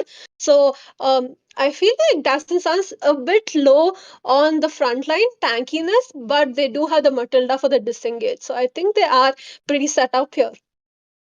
And I mean the mobility as well, right? The Fanny is a very very Uh-huh. mobile hero, along with the Claude as well. The Claude has that battle mirror image to come in handy, but to the surprise of everybody, nobody expected this to happen. I think Revenge of Others are going in with an Angela and the Alpha, so a lot of healing will be there, but let's see if the Alpha can out sustain all the crowd control and damage coming in from Dads and Sons. A very very risky comp, don't you think, Jinx? It's very, very risky to pick up the Angela here. You're relying too much on that alpha, right? For the damage, for the damage as well as the sustain. So you're definitely relying entirely on that alpha, and somehow if the alpha falls off, there is no way Revenge of Others can do anything. I mean, I understand where you're coming from, Fredo, but I like it. I mean, I'm not kidding. I like the Angela pick, especially because she's obviously going to ult the Alpha, right? That allows Cho to go damage and maybe one shot the Claude or the Fanny. So I think that's what they're looking for. I mean, Cho is a natural counter to the Claude, right? So if he farms up, if he gets that damage, and if he's choosing to go damage, that is, I think it's going to be really good and it's going to work out in the favor. So I like the draft of Tripura. As for other side of Team Dads and Sons, I feel like just lacking a bit in that front line, but they do have the disengage to make up for it, right? They have the Matilda, they have the Fanny, very quick Oh, movement speeds. Now, if you're going to see a few dives, especially by the Matilda, she's doing a bit of poking, just being annoying in general, but they don't really get anything out of that. well, for now, Abyss TZ is, falling a little bit behind. But oh, look at the damage coming in though from the Bakimard on that Beatrix. Beatrix will have a good time in his lane because Claude, I mean, it's a very, very weak marksman, right? So definitely the Beatrix is going to have an upper hand, and the Matilda might, start considering the fact that he needs to rotate to the other side. True, now Fanny coming in, but she misses out on that Litho Wanderer, loses it to Alpha, but Alpha used up his retribution. So is he going to choose to engage Oh, onto the oh. middle? Doom getting chunked down pretty quickly. It's going. I mean, I think both teams just evened out. They're waiting for the level fours, and then we're going to probably see the first skirmish in the turtle. Now, I think the only action that's happening is top lane, right? Like Fredo, you were saying. I think Bakemod is being really, really annoying towards breastplate over there. Yeah, Bakimard is someone you want to look out for. I mean, the Revenge of Others team, they rely a lot on their goal laner, especially because, Bakimard is so good on those heroes which he picks up, like the Natan, like the Beatrix, sometimes even the Moskov. So right now, Bakimard is the one they are going to rely on. And definitely the Bakimard on that Beatrix. I mean, Beatrix itself as a hero leads the win rate against Claude. Claude has a very, very low win rate as compared to the Beatrix. Beatrix sitting on 61, Claude sitting on 37, and right now there might be an engage coming in. Oh, look at that Spear of Alpha being used as well. Alpha will be able to secure the blue buff though, and with that, I feel like right now it's a perfect timing for Revenge of Others to go in for their turtle. Yeah, but they don't have the retribution now. Alpha used up his retribution to take his purple buff. I think that's what the side of Team Dats and Sons were looking for, right? I think Insane just wanted to waste up the retribution. Now we're going to see them go on to the Edith. Oh, look at the hard guard has been used as well. Oh, look, the Way of Dragon connects, but it's outside that kill box there. After that, Invoker goes in with his Crimson Blaze. Let's see who comes out on top. Oh, it's maybe Van who takes that turtle away. in the midst of that team fight, everything was going haywire, but he able to secure that turtle for their team. And with that, right now they're looking for something. I feel like they're trying to invade that buff, but he's alone. I don't feel like that's the best idea. The Matilda is aware they're coming in. Super Van, maybe Van, sorry, maybe Van might be considering retreat right now. But will he be doing that? Definitely he will be. Yeah, but he doesn't get it, sadly. A good try though. Now he's gonna go back into farming. I do have to say that the last skirmish, Cho just saved the side of Team Datsun Sunset. He kicked them out of Eve's ultimate. I think just a bad kick coming in. If he just aimed it correctly, I think they probably would have won that team fight easily. Now we're going to see the side of Team Datsun Sons. They have way better mid lane. I mean, sorry, the side of Team Revenge of Others. They have better mid lane clear, right? Especially since they have the Eve. So that means they do faster rotations now. Is the side of Team Datsun Sons gonna, invade? Or they just gonna play it safe? Because I feel like seeing the draft for now, they need to be really aggressive, right? They have that early game team com, they have the Fanny with them. I think you need to really play it safe now. Insane looking for a kill on Bakimadio. Is he gonna get it? Because look at that, Alpha is there. Oh, look at the hard guard coming in at the right time, and Super Van. Sorry, I keep saying Super Van. It's maybe Van who will be taking that kill away. But with that, the engage coming in from Insane did not work in the favor. They really need to be careful there, because the hard guard is always there, to just support the teammate which is going to go down. So that's why they have to be really careful before making that engage. They should make sure that the hard guard is not available. Yeah, I think he thought he could burst down Bakimar, but Angela coming in with the clutch. Now, I do have to say though, Ito here used up his roll word manipulation way too early. Probably could have saved it for the turtle fight that's going to come up. He is doing a good job chunking down Doom. Now, Doom really, really low. Now, once again, Abistizi going in, but he gets chunked down immediately.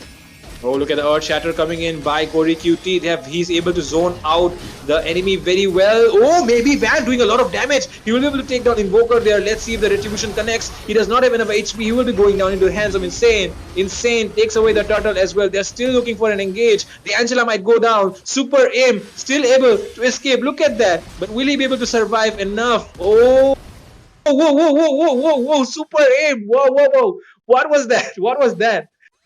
That's called sidestep. I think that's what the pros call it, and that's what he did. Very good predictions, and he did really, really well escaping. Now once again, hard guard used up onto the Alpha to save him, onto the Beatrix. Sorry, now they're gonna try to clear up the top lane, but that's one resource wasted, right? There's not going to be any hard card if this side of team ROO esports choose to engage now.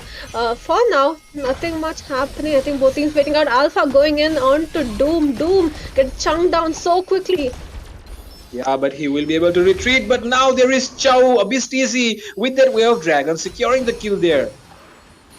Yeah, he disengaged using his ultimate and then used up the Purify as well, but sadly could not escape Cho's clutches. Meanwhile, Insane, you're using that little skirmish as an advantage. As a distraction to chunk down that bottom lane inhibitor, and that's the first turret of the game. Now we're going to see them trying to get something in the purple buff here, Fredo.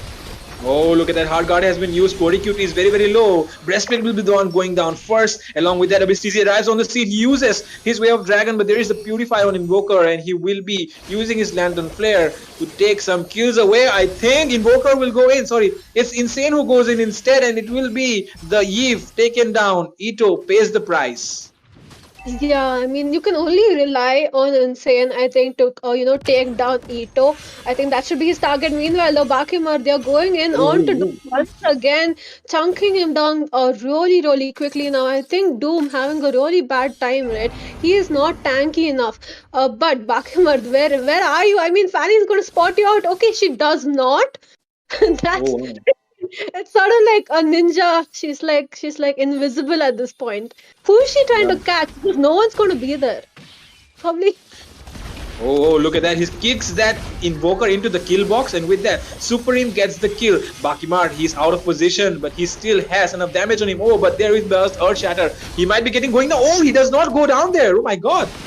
I really thought the Beatrix will go down, but he still survives. The healing Yeah, coming in from the Angela is so handy at this point. Right now, they're trying to take down the mid lane tower. Maybe Van is still going in. He gets knocked out with the Earth Shatter. Doom goes down. Maybe Van will he be able to escape? He uses the Spirit of Alpha, but Breastplate secures the kill. Super aim is very, very low. He will be able to retreat though. true. I mean, this Bakimad, right? He just saved by the inch of his HP just because of that shield as well as the healing from the Angela. So that worked out in their favor. But overall, both teams are almost even in the goal lead. I mean, just 1k goal lead to the side of Team Tripura, and just one turret difference. I mean, both teams same in the turret. They're going to look for something in the top lane, but Abyss TZ here giving a lot of vision to his team, letting him know that Insane as well as Korikuti were looking for something. Now, once again, Insane going on to the Eve, but does not have the damage to take her down. Oh yeah, definitely. The Eve has a lot of shield with her realm of manipulation, right? I mean, she gets a lot of that shield. So definitely it's not easy for Insane to take him down, especially because right now he does not have the highest of the farms at this point in the game. And with that, Tripura are comfortably winning so far, but dads and sons, it's dads and sons. So you definitely need to watch out. They defeated ABM yesterday, and right now Insane is on one of his favorite picks. And with that, I mean, it's you really have to watch out because the Fanny of Insane is something you don't want to mess with. Yeah, that is true now. I think I agree with you, right? He does not have enough items to chunk anyone down for now. Maybe he's looking for a bit of split push. But Abistizi is there if Insane chooses to engage. But Bakimur spotted him out in the bush now. I think Insane is just going to focus a bit on the split push. Let the Claude farm up, and then you're going to be ready for the team fights. But the Lord is up, and looks like the side of Team ROO Esports, they are ready to secure the Lord. Fanny still needs her purple, so is she going to be too late to this fight? Oh, look at that. Flicker has been burned out there by Ito. And the Lord is being chunked down really low. Insane. Will he be able to make it in time? Let's see. The Lord. Oh, it's getting reset again. And right now they're trying to push that mid lane already. Look at that. Breastplate already onto his job. Bakimar comes in with the Nibiru's passion, clearing that wave so fast. And look at Abyss TZ. He's just still providing the vision so that his teammates know if the Lord is getting taken. Yeah, he's doing a really good job spotting out where the side of Team Dats and Sons are. What I do want to know, like I didn't check it, Fredo. Like, is he going damage or is he going the tank build, right? Because I hope he's going damage. Now, Fanny's in the top lane. This is a easy time for the side of Team RO. He's supposed to get the Lord. They do manage to kick Cory Cutie here, but he is trying to escape. Oh, look at that. Retribution connects by maybe Van. Insane will be taking a lot of damage. He already is able to escape, I guess. But no, look at that. He's already onto the Beatrix. Bakimart will be the one securing the kill instead. Insane loses in a 1v1 against Bakimart there. Bakimart comes out on top. Like I said, this guy is someone you want to look out for. He is the next rising goal laner in India. Bakimart on the Beatrix, something you really don't want to deal with. And in the next game, I can smell it that they might be banning out the Beatrix. Yeah, but I think if you want to be the gold standard of India, you need to play a few more heroes other than the Beautix. And I think Bakimard has it in his arsenal, right? He probably can play. I think he plays a good Nathan as well. So we have to wait and watch what they do now. Sadly, Insania might not be able to get his purple buff. He's a bit too late catching the purple buff. Just like he was a bit too late to get the Lord. I mean, he was chunking down that top lane inhibitor, but I think the side of Team Dats and Sons severely underestimated the damage from Bakimard. I mean, they just took the Lord so quickly, right? And that's where it really started falling apart for Dats and Sons. Now, the side of Team RO Esports trying to get a few inhibitors. Lord is marching down in the top lane, but are they going to look for something in the mid lane? They are looking for it. They are looking hungry for the towers right now. They know they need to take out the tower so that they can create the pressure. Oh, look at that. The skill box has been placed in place. But with that, minion goes down there. Top lane, though, is getting very, very low. Will they be able to defend it? First inhibitor taken down by the side of Team Revenge of Others. They're looking for the second in that bot lane right now. They might be pushing it hard. Bakimart is still using... Oh, the damage coming in from Insane though, maybe Van's still able to secure, oh, still able to get away, but with that, Matilda will be going down. They are trying to clear the lanes hard, but they are not able to do so. The minions are so tanky, so beefy. Look at that, Abyss TC goes in, but there is the Purify on the claw, but he'll be going down on the hands of Ito. Bakima takes away the turret, and with that, Bakima uses the Wind of Nature as well. Look at the damage coming in though. Oh my god, Edith is the one who comes out on clutch, takes the killing spree. Lord Insane takes down maybe Van. With that, both the damage dealers down. Lord Insane is looking for more. He's hungry. He wants to take down that Angela, but he does not have enough energy. Finally, the disengage comes in.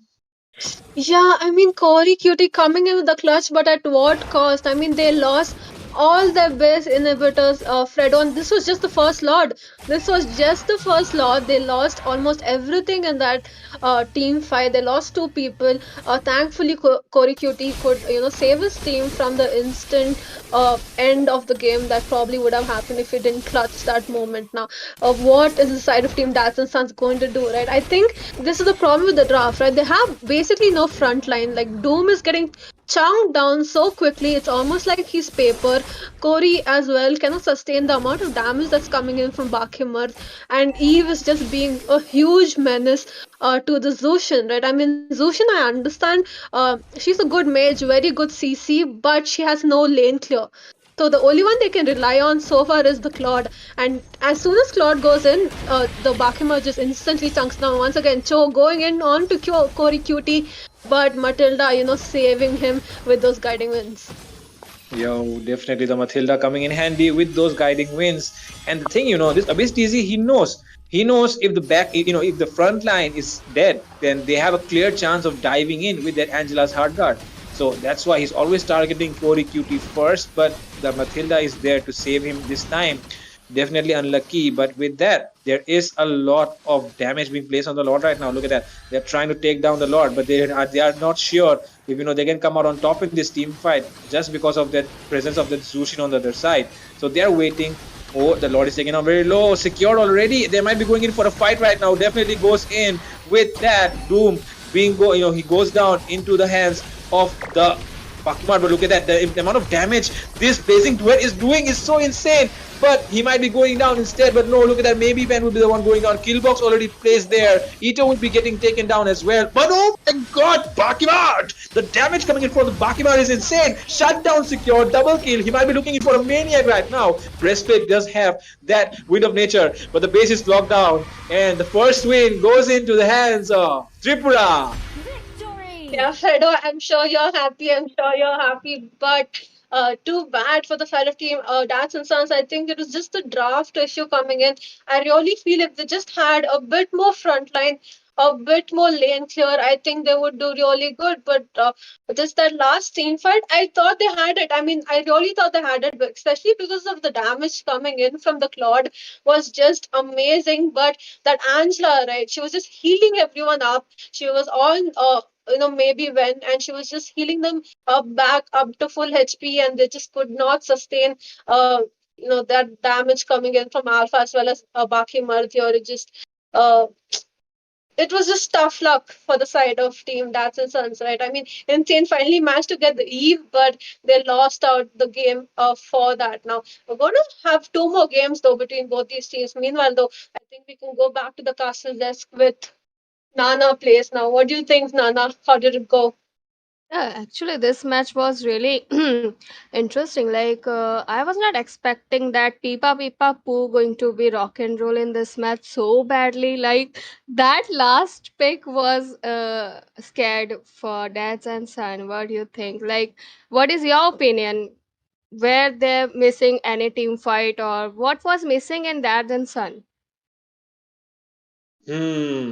If I'm the one who is going to answer this question, I'm going to say, like, that just like Jinx mentioned, they did not have the front line. They did not have the tankiness enough to take the damage coming in from Bakimar on that Beatrix. Along with that, the fact that the Chow was there always, so it was hard for Insane to actually go in. He always waited for the Way of Dragon to be used up so that he could go in comfortably and take the kill. And that is why it was really hard. And the fact that they were able, I mean, the Angela did not even die once. The Angela did not even die once. So that just shows that they were not able to target one of the heroes, one of the key heroes because of which the Alpha was able to perform, right? If you take out the Angela first, then there is no way that the alpha can actually do what he wants because he does not get that healing from the hard guard. So with that, I definitely feel like the Angela should have been taken out. Actually. But that Angela was really godly tanky. That Pipa Pipa sound like male version of Pipa Pipa Paw. But never mind. What you what do you think? What would be better to avoid Angela? Like Valentina would be a good pick, right? No, I think maybe once they saw that the E was picked up for the side of Team ROO, I think they shouldn't have gone for the Zushan, right? I wish they probably could have Valentina. I think that would have been a much better pick instead of the Zushan because Zushan just could not do anything in the game. I mean, Eve is just a natural counter to the Zushan. She can't pick up the Eve and throw her around. You can't do that. I think that was the problem coming in, right? They just wanted to go with a meta, but they Mm, probably should have countered pick instead. Agree. definitely.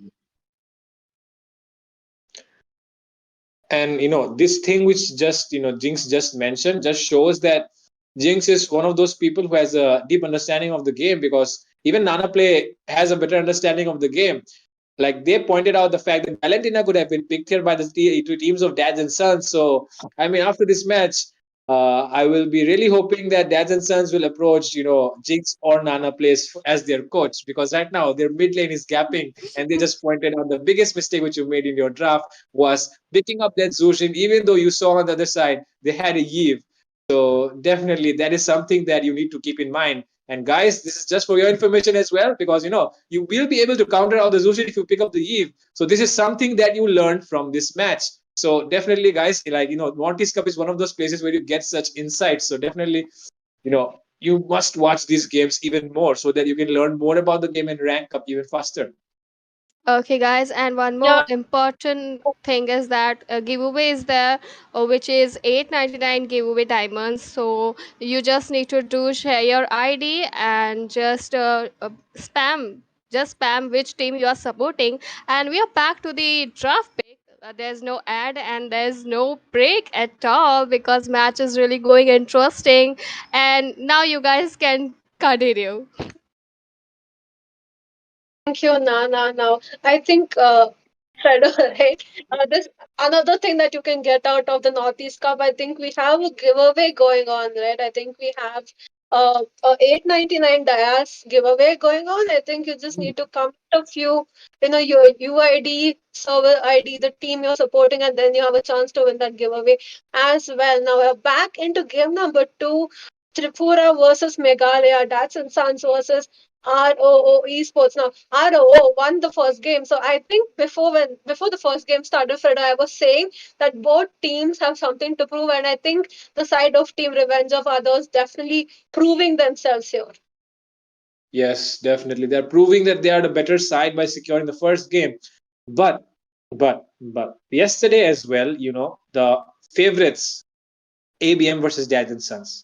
ABM were the favorites. They lost the first game, right? Mm-hmm. But after that, they made a comeback. And right now, we all know the crowd's favorite is Dads and Sons. They lost the first game, but they might be able to make the comeback. So definitely, I'm really hoping they don't, because I'm from Tripura. I support Tripura. But let's see who will be the one taking it away in the draft section for now. With that, look at that. Bands coming in, Phobius and Chip already on your screen, Jinx. True, I mean, pretty standard bans. I mean, Chip is getting your banned out. Hopefully, though, this time, if they want to pick up the Zushin, they ban out the Eve, right? That's something maybe they want to look out for. Maybe pick up more frontline. I feel like Doom, I think he performs really well on those tanks where you have that engages way better off on those tanky heroes, those setup tanks that he can play instead of the Matilda. I mean, we saw him last game. He was just getting chunked down too quickly in those team fights, especially by Bakimert, and he was just having a hard time. So hopefully this time, I hope he picks a tank that can actually set up those teams for him. I think first game you were saying, right? Doom is the dad of Dad and Son, so hopefully he plays a tank that's a bit more daddy in the play style. Yeah, definitely. I mean, Doom has to step up as the father figure of dads and sons, the father figure of Meghalaya at this point, because his team is the one representing the state. And with that, the bans have been completed. Look at the side of Team Meghalaya. They banned out the Suyu, they banned out the Alpha. They don't want to give the junglers anymore away to Tripura. And right now, Tripura have the first pick on their side, and they are taking their time in deciding which hero they want to take up. The Zushin still up for grabs, but like the last game, they have their oh my god, look at that Tripura. If they right now they know that the Yves can actually counter the Zushin, so right now they might be picking up the okay, they are not picking up the Zushin, but they banned out the Yves. So right now, if Meghalaya picks up the Zushin, then there is no way you can counter out with that Yves. So now, what is the self team Meghalaya is going to prioritize now? Are they going to pick up the Matilda again because they themselves have banned out the Alpha, right? I think that's what they were trying for last game. I think they wanted that Matilda Alpha combination, but ROO Esports just saw through them and picked it up instead. Now, Doom this time around going for a much more setup hero. I think he picks up the Cho, and then we see Insane on the link. I think definitely one of the best links in India.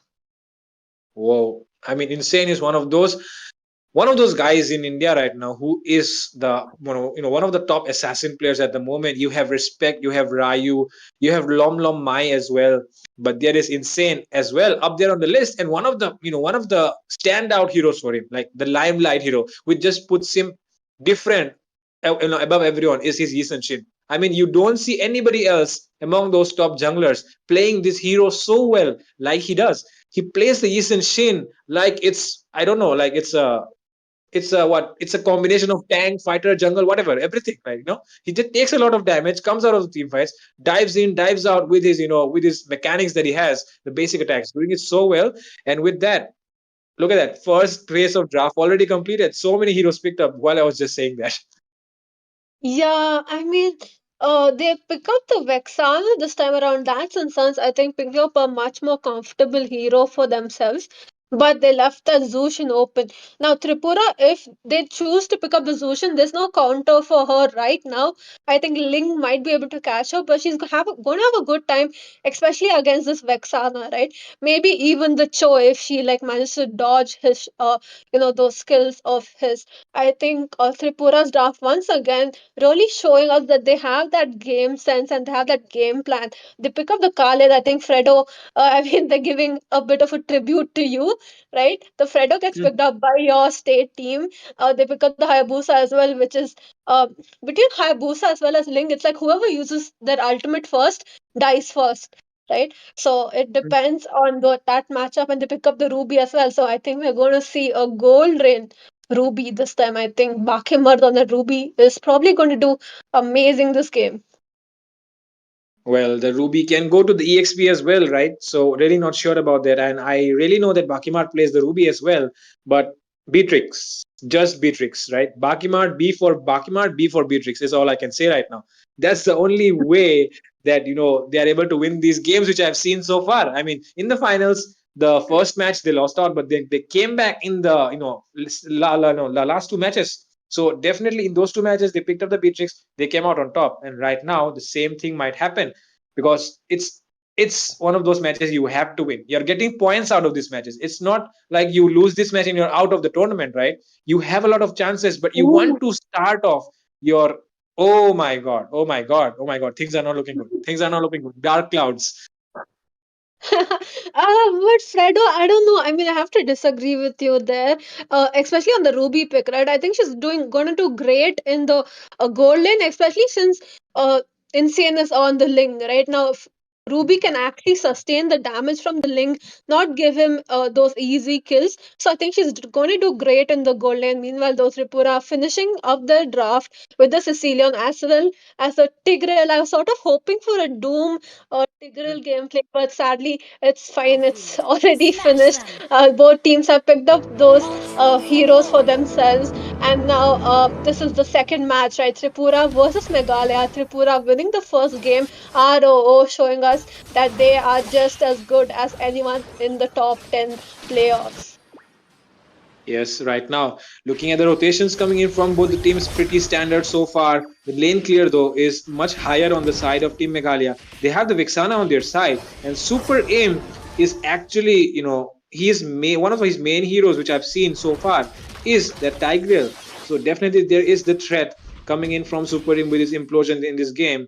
But there will be a short pause because of some technical difficulties going on the player's side. But with that, Nana is back with us on the desk. And Nana, what are your thoughts about the draft? Well, draft is really interesting. Like dads and son, literally, they don't want that Beatrix in front of them, so they decided to take that Beatrix in their own team. Let's see now how it works. What do you guys think? Let you, support Tripura first, and then I'll tell what I feel about the draft. Actually, uh, Okay. actually, there is no MM in Tripura. Oh my God, this is I mean, really going to be interesting match. yeah, but Ruby is just as good as any MM in the game, right? I mean, we've been seeing her being played in the gold lane. I think yesterday, Fredo, I was telling you that I'm not seeing the Ruby get picked up much, and this time around, Tripura picks it up. Well, the Ruby, one of the most fantastic goal laners in this meta right now, especially because of the rise of assassins. Right, you really cannot pick up the squishy marksmen in the early game. The assassins just try to gank that goal lane and get that advantage. Along with that, you know that the goal laner is going to come up in the late game. So picking up a goal lane picking up a marksman in the goal lane is very very risky in this meta right now. So Ruby is one of those heroes which can provide you with a lot of potential in that goal lane, especially because she does not get dominated easily by any assassins. And on top of that, she has a lot of damage on herself to out damage the enemy marksman. So definitely the Ruby is actually a good pick here, I feel like. But Super Imon that Tigreal is something to watch out for because I've seen Team Revenge of Others playing in the state finals. Super Im is actually a very good Tigreal player, so we have to look out for that. Yeah, but the natural counter for the Tiger is the Cho, right? And Doom is on the Cho, so hopefully he can stop those implosion gameplays, those concealed flicker implosion gameplays that I think Super Im is planning to do in this game. Now we're gonna go back into the game after that little pause from both teams, and the first skirmish we're gonna see, maybe Van picks up the Litho Wander, right? He gets that first skirmish already. Meanwhile, the three-man rotation towards the bottom lane, Ruby, if she chooses to fight breastplate, you might get poked out. Well, but Bakimar is very, very aware of that. And look at that. He does not have the ultimate yet. Oh my god. If he had that level 4 there, Cody QT would have been taken down. But right now, insane. He's going in again. He knows the Hayabusa is low. He wants to get that kill, but he will be playing it safe because Super Im arrives on the scene with his hammer and shield. Yeah, as well as Corey Cutie really, really low in the top lane. Does he still want to stay there? I think that's going to be the first kill of the game. Bah, maybe Van gets that kill. I mean, I wish he would have probably retreated, maybe healed up. He knew the side of team ROO Esports was there now. Insane going looking in for some revenge, and he gets it and he disengages as well just in time for the first turtle. Well, the Hayabusa is very, very, very, very vulnerable once he doesn't have his skills ready. So Ling able to secure the kill and the jungler getting the first kill is actually a very good thing. But the fact that, the maybe Van just went down there onto the hands of Insane is not good. But with that, oh my god, this Invoker is doing so well right now. Yeah, but I'm not sure why the side of team Dads and Sons didn't go for the total. I mean, you got the kill on the Hayabusa. That means there's no retribution on the side of team Tripura. You probably could have taken the total free of cost, but they chose to ignore the total and saying going back to farming, taking just clearing out his jungle completely. And now we're going to see them rotate onto the Ruby. Now Doom going in with a flicker. Oh my god, the skills do not connect. Bakimart will be going down into the hands of into the hands of Lord Insane. But look at that.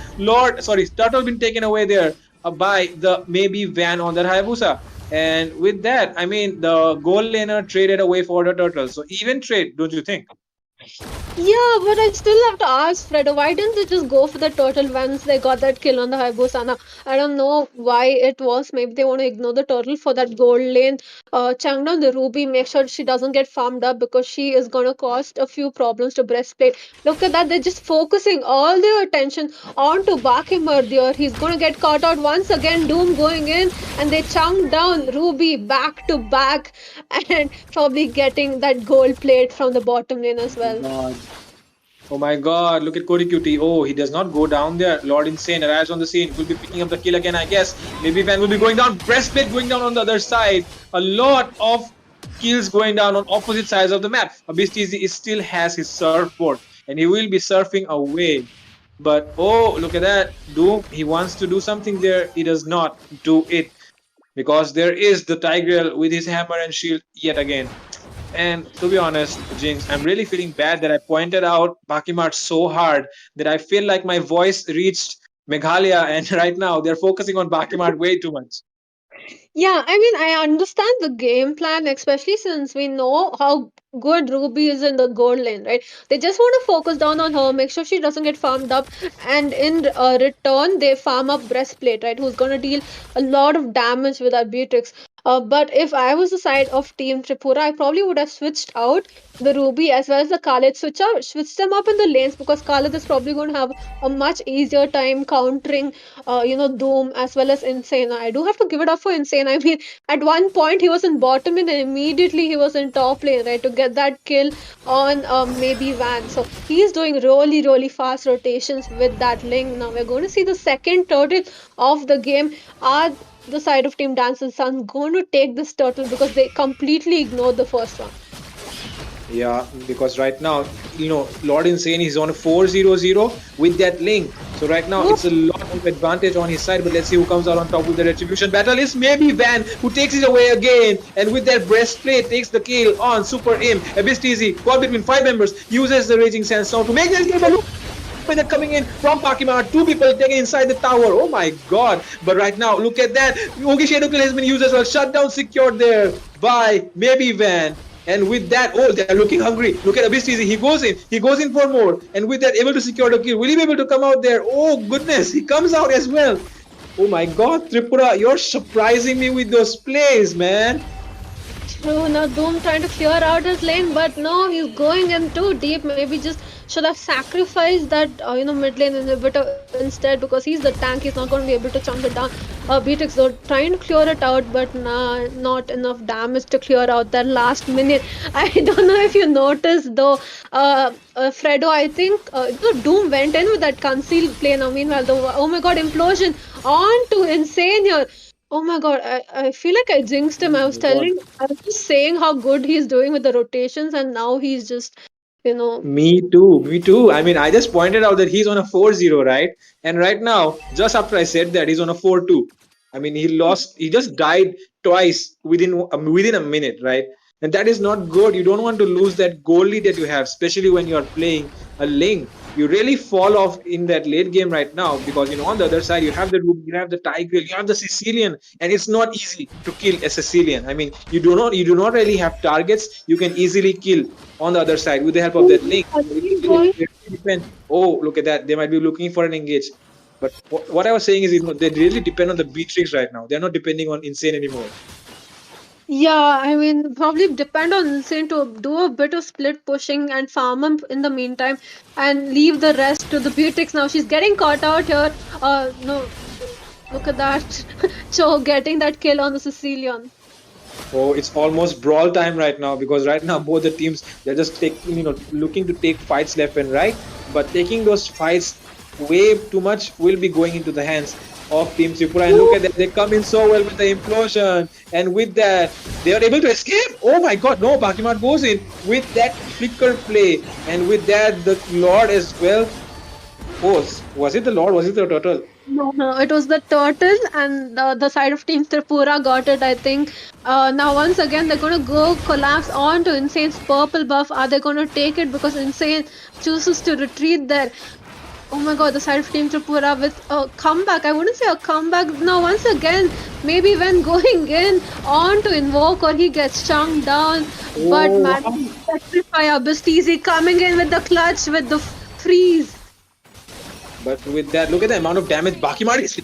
Oh my god, Lord Insane gets deleted on the spot inside his own tower there. That damage coming in from Bakimar was very, very unexpected. And with that, look at that. They're trying to take the inhibit, they're trying to push for the inhibitors with that Lord. So definitely they're trying to take down those level 2 towers right now. Yeah, now once again, Doom trying to look for something. I am not sure what's going on wrong with the self team Dads and Sons. I mean, you have a better draft this time around, but I don't really see them utilizing it. They tried to really farm up breastplate. I mean, they ganked Bakimur back to back in the gold lane, right? And they were doing really well in the early game, and just one mistake, and it just started falling down like dominoes. Now what is the side of Team Darkson going to do to recover from this? Because Celion, right, Ito, dealing a lot of damage.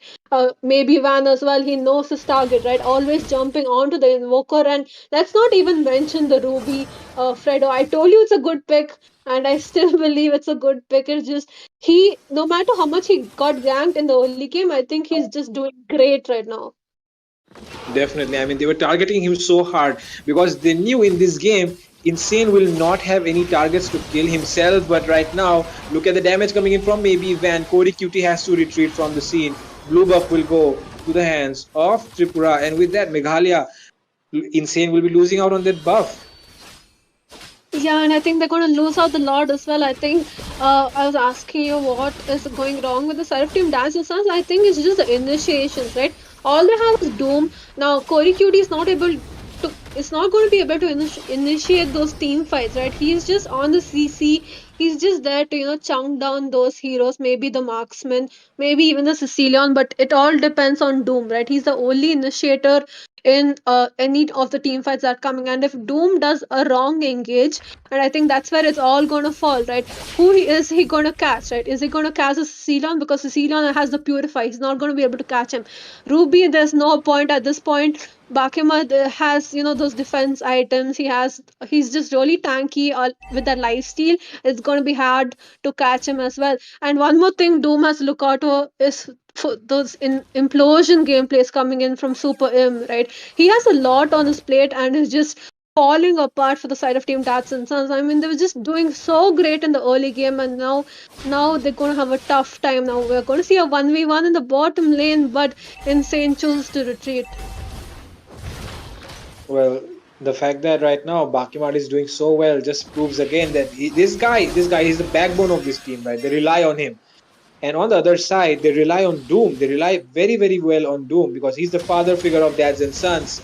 And right now, on the screen, we see the Lord is going into that bot lane side, but they have not yet decided to use up their holy defense. They want to keep it for the next minion wave, which is coming around. And with that, look at the damage coming in there. Oh, the ultimate Tempest of Blaze have been used there. Oh, but look at that Sanguine Claws immobilizing two members, and with that, the amount of damage being placed there by the Sicilian right now is way too much. They are not able to sustain, and with that, Invoker will go down, and they're trying to take down that bot lane inhibitor. Along with that, implosion comes in as well. The bot lane inhibitor will go down, and right now, Bakimar is taking a lot of damage, but he will be able to retreat back in time. Oh, maybe Van goes in, but no, he'll be retreating back.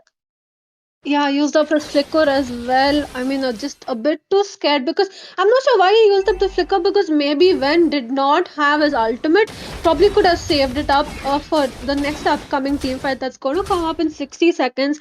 Now, this Lord is going to cost them the whole game, right? If they lose out this Lord, I feel like Dats and Sons are going to have their second loss in the Swiss brackets. I mean, they lost it against ABM, and this time they might lose out against Team ROO as well. Tripura may be just one step away from getting 2 points this early into the game. I think, look at that, maybe Van trying to get Insane here, but Insane chooses to recall. Now, this Lord, like I was saying, Fredo, it's going to be the game changer. If Insane somehow managed to uses Retribution on time and get the Lord, I think they can do a comeback. Well, Insane is one of those people who does not really miss out on those retributions. You can count on him. He's one of those junglers you really want to, match up with when you play ranked games because he never really misses out on those retributions. But in What this game, he sarcasm? has been falling off. Is Oh, that sarcasm? Oh my god, Doom kicking Abyss TZ and Cory Cutie gets chunked down by maybe Van, and now this is going to be an easy turtle to the side of Team Tripura. Unless Insane chooses to try and steal it with the retribution, but he does not. I think this is going to be an enhanced loss, right? I mean, they already lost out that bottom lane inhibitor. Now look at that Super M going in. Is he going to do a conceal gameplay, or is he going to wait it out, wait for the Lord to come, and then try and go in for the engage? well, look at that. Insane. He's already onto that bot lane side. He knows he really wants to finish off this Lord before it comes around towards his base. But look at the minions marching in, right? The minions. Oh my god, look at Insane. He's taking a lot of damage from the Lord. He might be going down into the hands of Abyss TZ. Abyss TZ is still going in with his blades. And Insane finally decides to retreat. But look at that. Mid lane inhibitor already taken down. Oh, the damage coming in from Invoker. So much. Yakimat will be going down along with Super Aim. And they are looking for more. But no, they'll decide to retreat back and focus on defending yet again. But two members going down on the side of Team Tripura.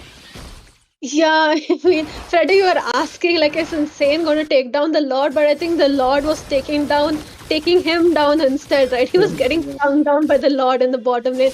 But good for his team, right? They really clutched in at that time. Once again, Doom kicking Abyss TZ away from the purple buff here, and Insane managed to secure it, and they do a good defense as well. They clear out the Lord, but they lost that mid lane inhibitor in exchange for those two kills. So they did do a good defense this time. I think maybe because Abyss TZ wasn't there in that team fight, they won that game. Now we're going to see the side of team Dazzle Stars just clearing out those lanes. Now I do feel like Breastplate has the damage, right? He just needs someone for that initiation, someone to maybe kick the Sicilian. What I think they should do is definitely Insane dives in onto the Sicilian, baits out the Purify, and then maybe oh my god, Oh my maybe god. goes in, maybe Vando going in and getting that kill on Look at that Vexana. coming in from Super Aim along with the Raging Sandstorm. It's a wombo combo moment. Along with that, Lord Insane goes in with his blades. But will it be enough? That right now the base is exposed. They do not have anybody to push it though. But right now, look at that. They're trying to take down the tower. They do not have minions. Minions are pouring in, coming in from that top lane side. They see it. They're trying to defend it. They don't have enough damage right now. But will they be able to do it? Insane arrives on the scene. Does he have enough damage to clear out those minions? Yes, he does. He does not. He does not. He does not. The minions are still there. The minions are still pouring in from the mid lane. They are struggling to survive. And with that, the crystal has been taken down. It is Tripura who comes out on top. Yeah, Fredo, I can see your joy. But I feel bad. I was hoping for Dats and Sons to take us into game number three, but tough luck. I mean, already two losses in. They lost against APM, and now they lose out against ROO Esports as well. Nana, please, what do you think? I was really excited to see some Hayabusa and Link gameplay, but what was happening with Dad and Sons? Like, I really not getting anything. Like in previous match, they literally um kept open that Angela, and right now they banned that Angela. After all, I thought they gonna do some comeback in match, but no, nothing happens. Hmm. Definitely right. You really missed out on those. You really missed out on those Tempest of Blaze. You missed out on the retributions. You missed out on a lot of stuff there. Lord Insane not performing like he's supposed to. But another thing which I would like to mention is that Doom is really falling off, right? As the father figure of dads and sons. I mean, you want to have a father, you want to have a dad that you can rely on. But right now, Doom is proving his sons very, very wrong because right now he's not that reliable dad. He's a very, very unreliable dad at this point, not able to set up those plays for his kids.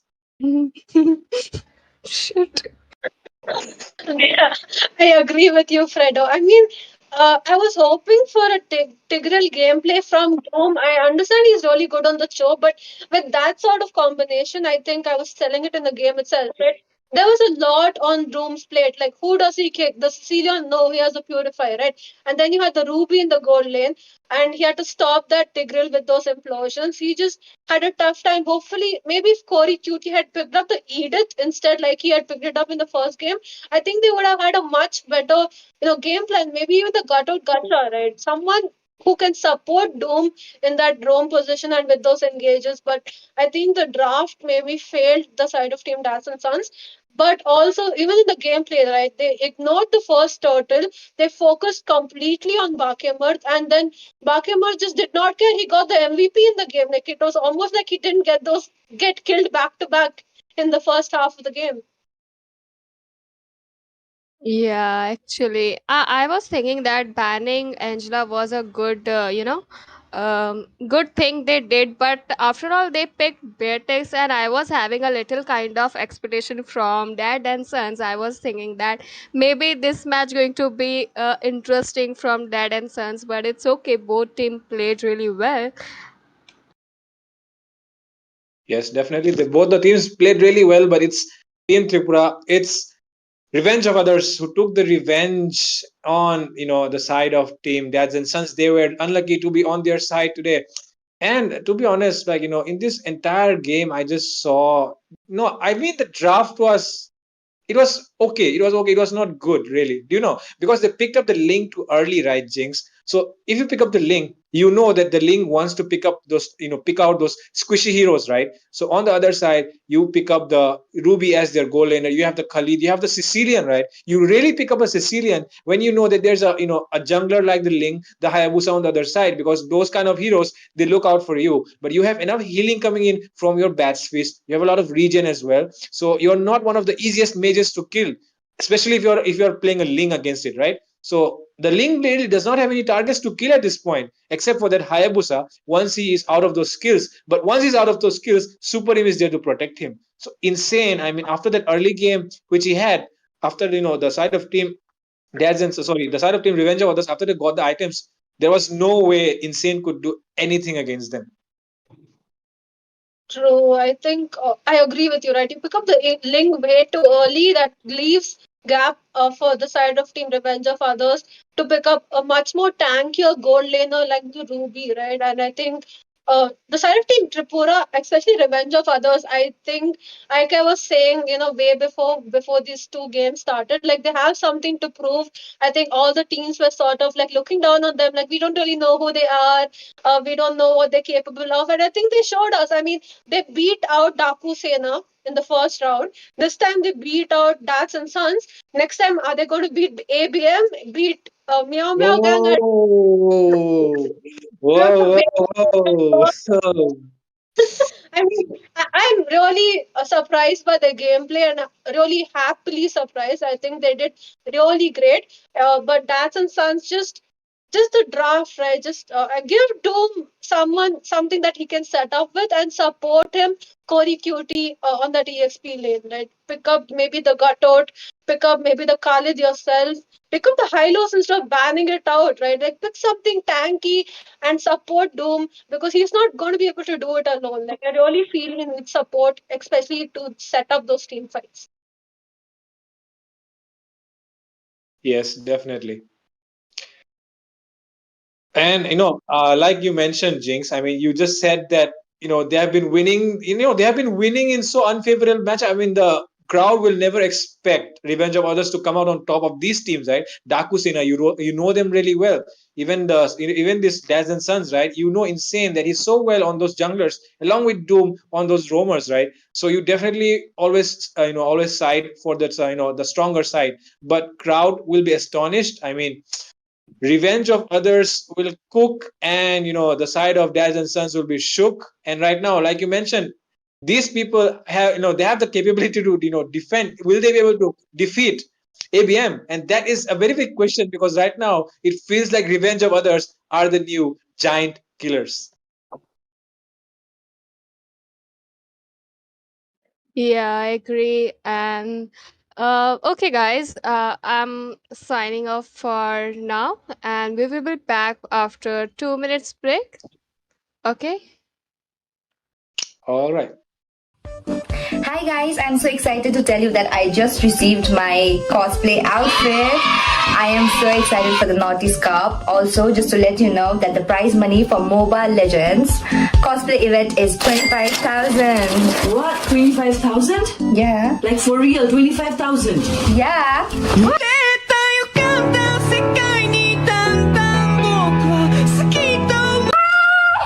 Guys, I got Rumi's outfit, so now the 25,000 is mine.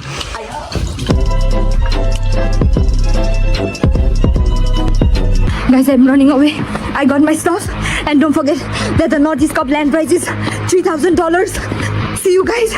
I'm in danger. Okay. What about 2 lakh plus diamonds? Yeah, the 2 lakh plus diamonds also.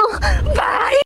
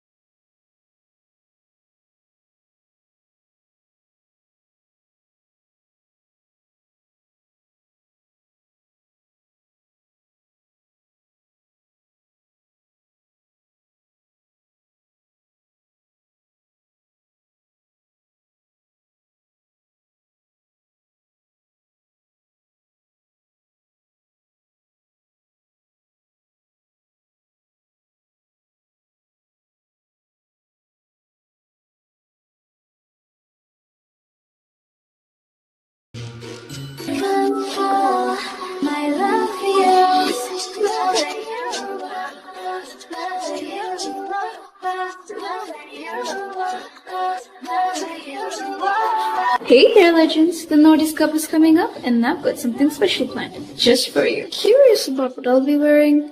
I'm not giving it away just yet, but I might drop in a little hint if you're paying attention. And if you really want to know, follow me on Instagram for the inside scoop. But be ready, because I don't make it easy. Follow now and get ready for the ultimate reveal at the Naughty's Cup. See you there.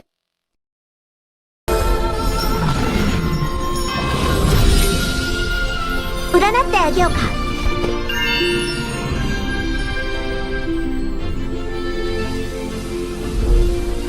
thought to miss you, another to hate.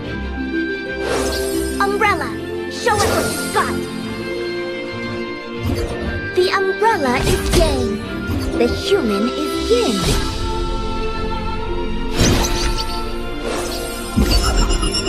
Akugyo Taisan. Curse simply means restriction. It seems that very few people know about Omyobi.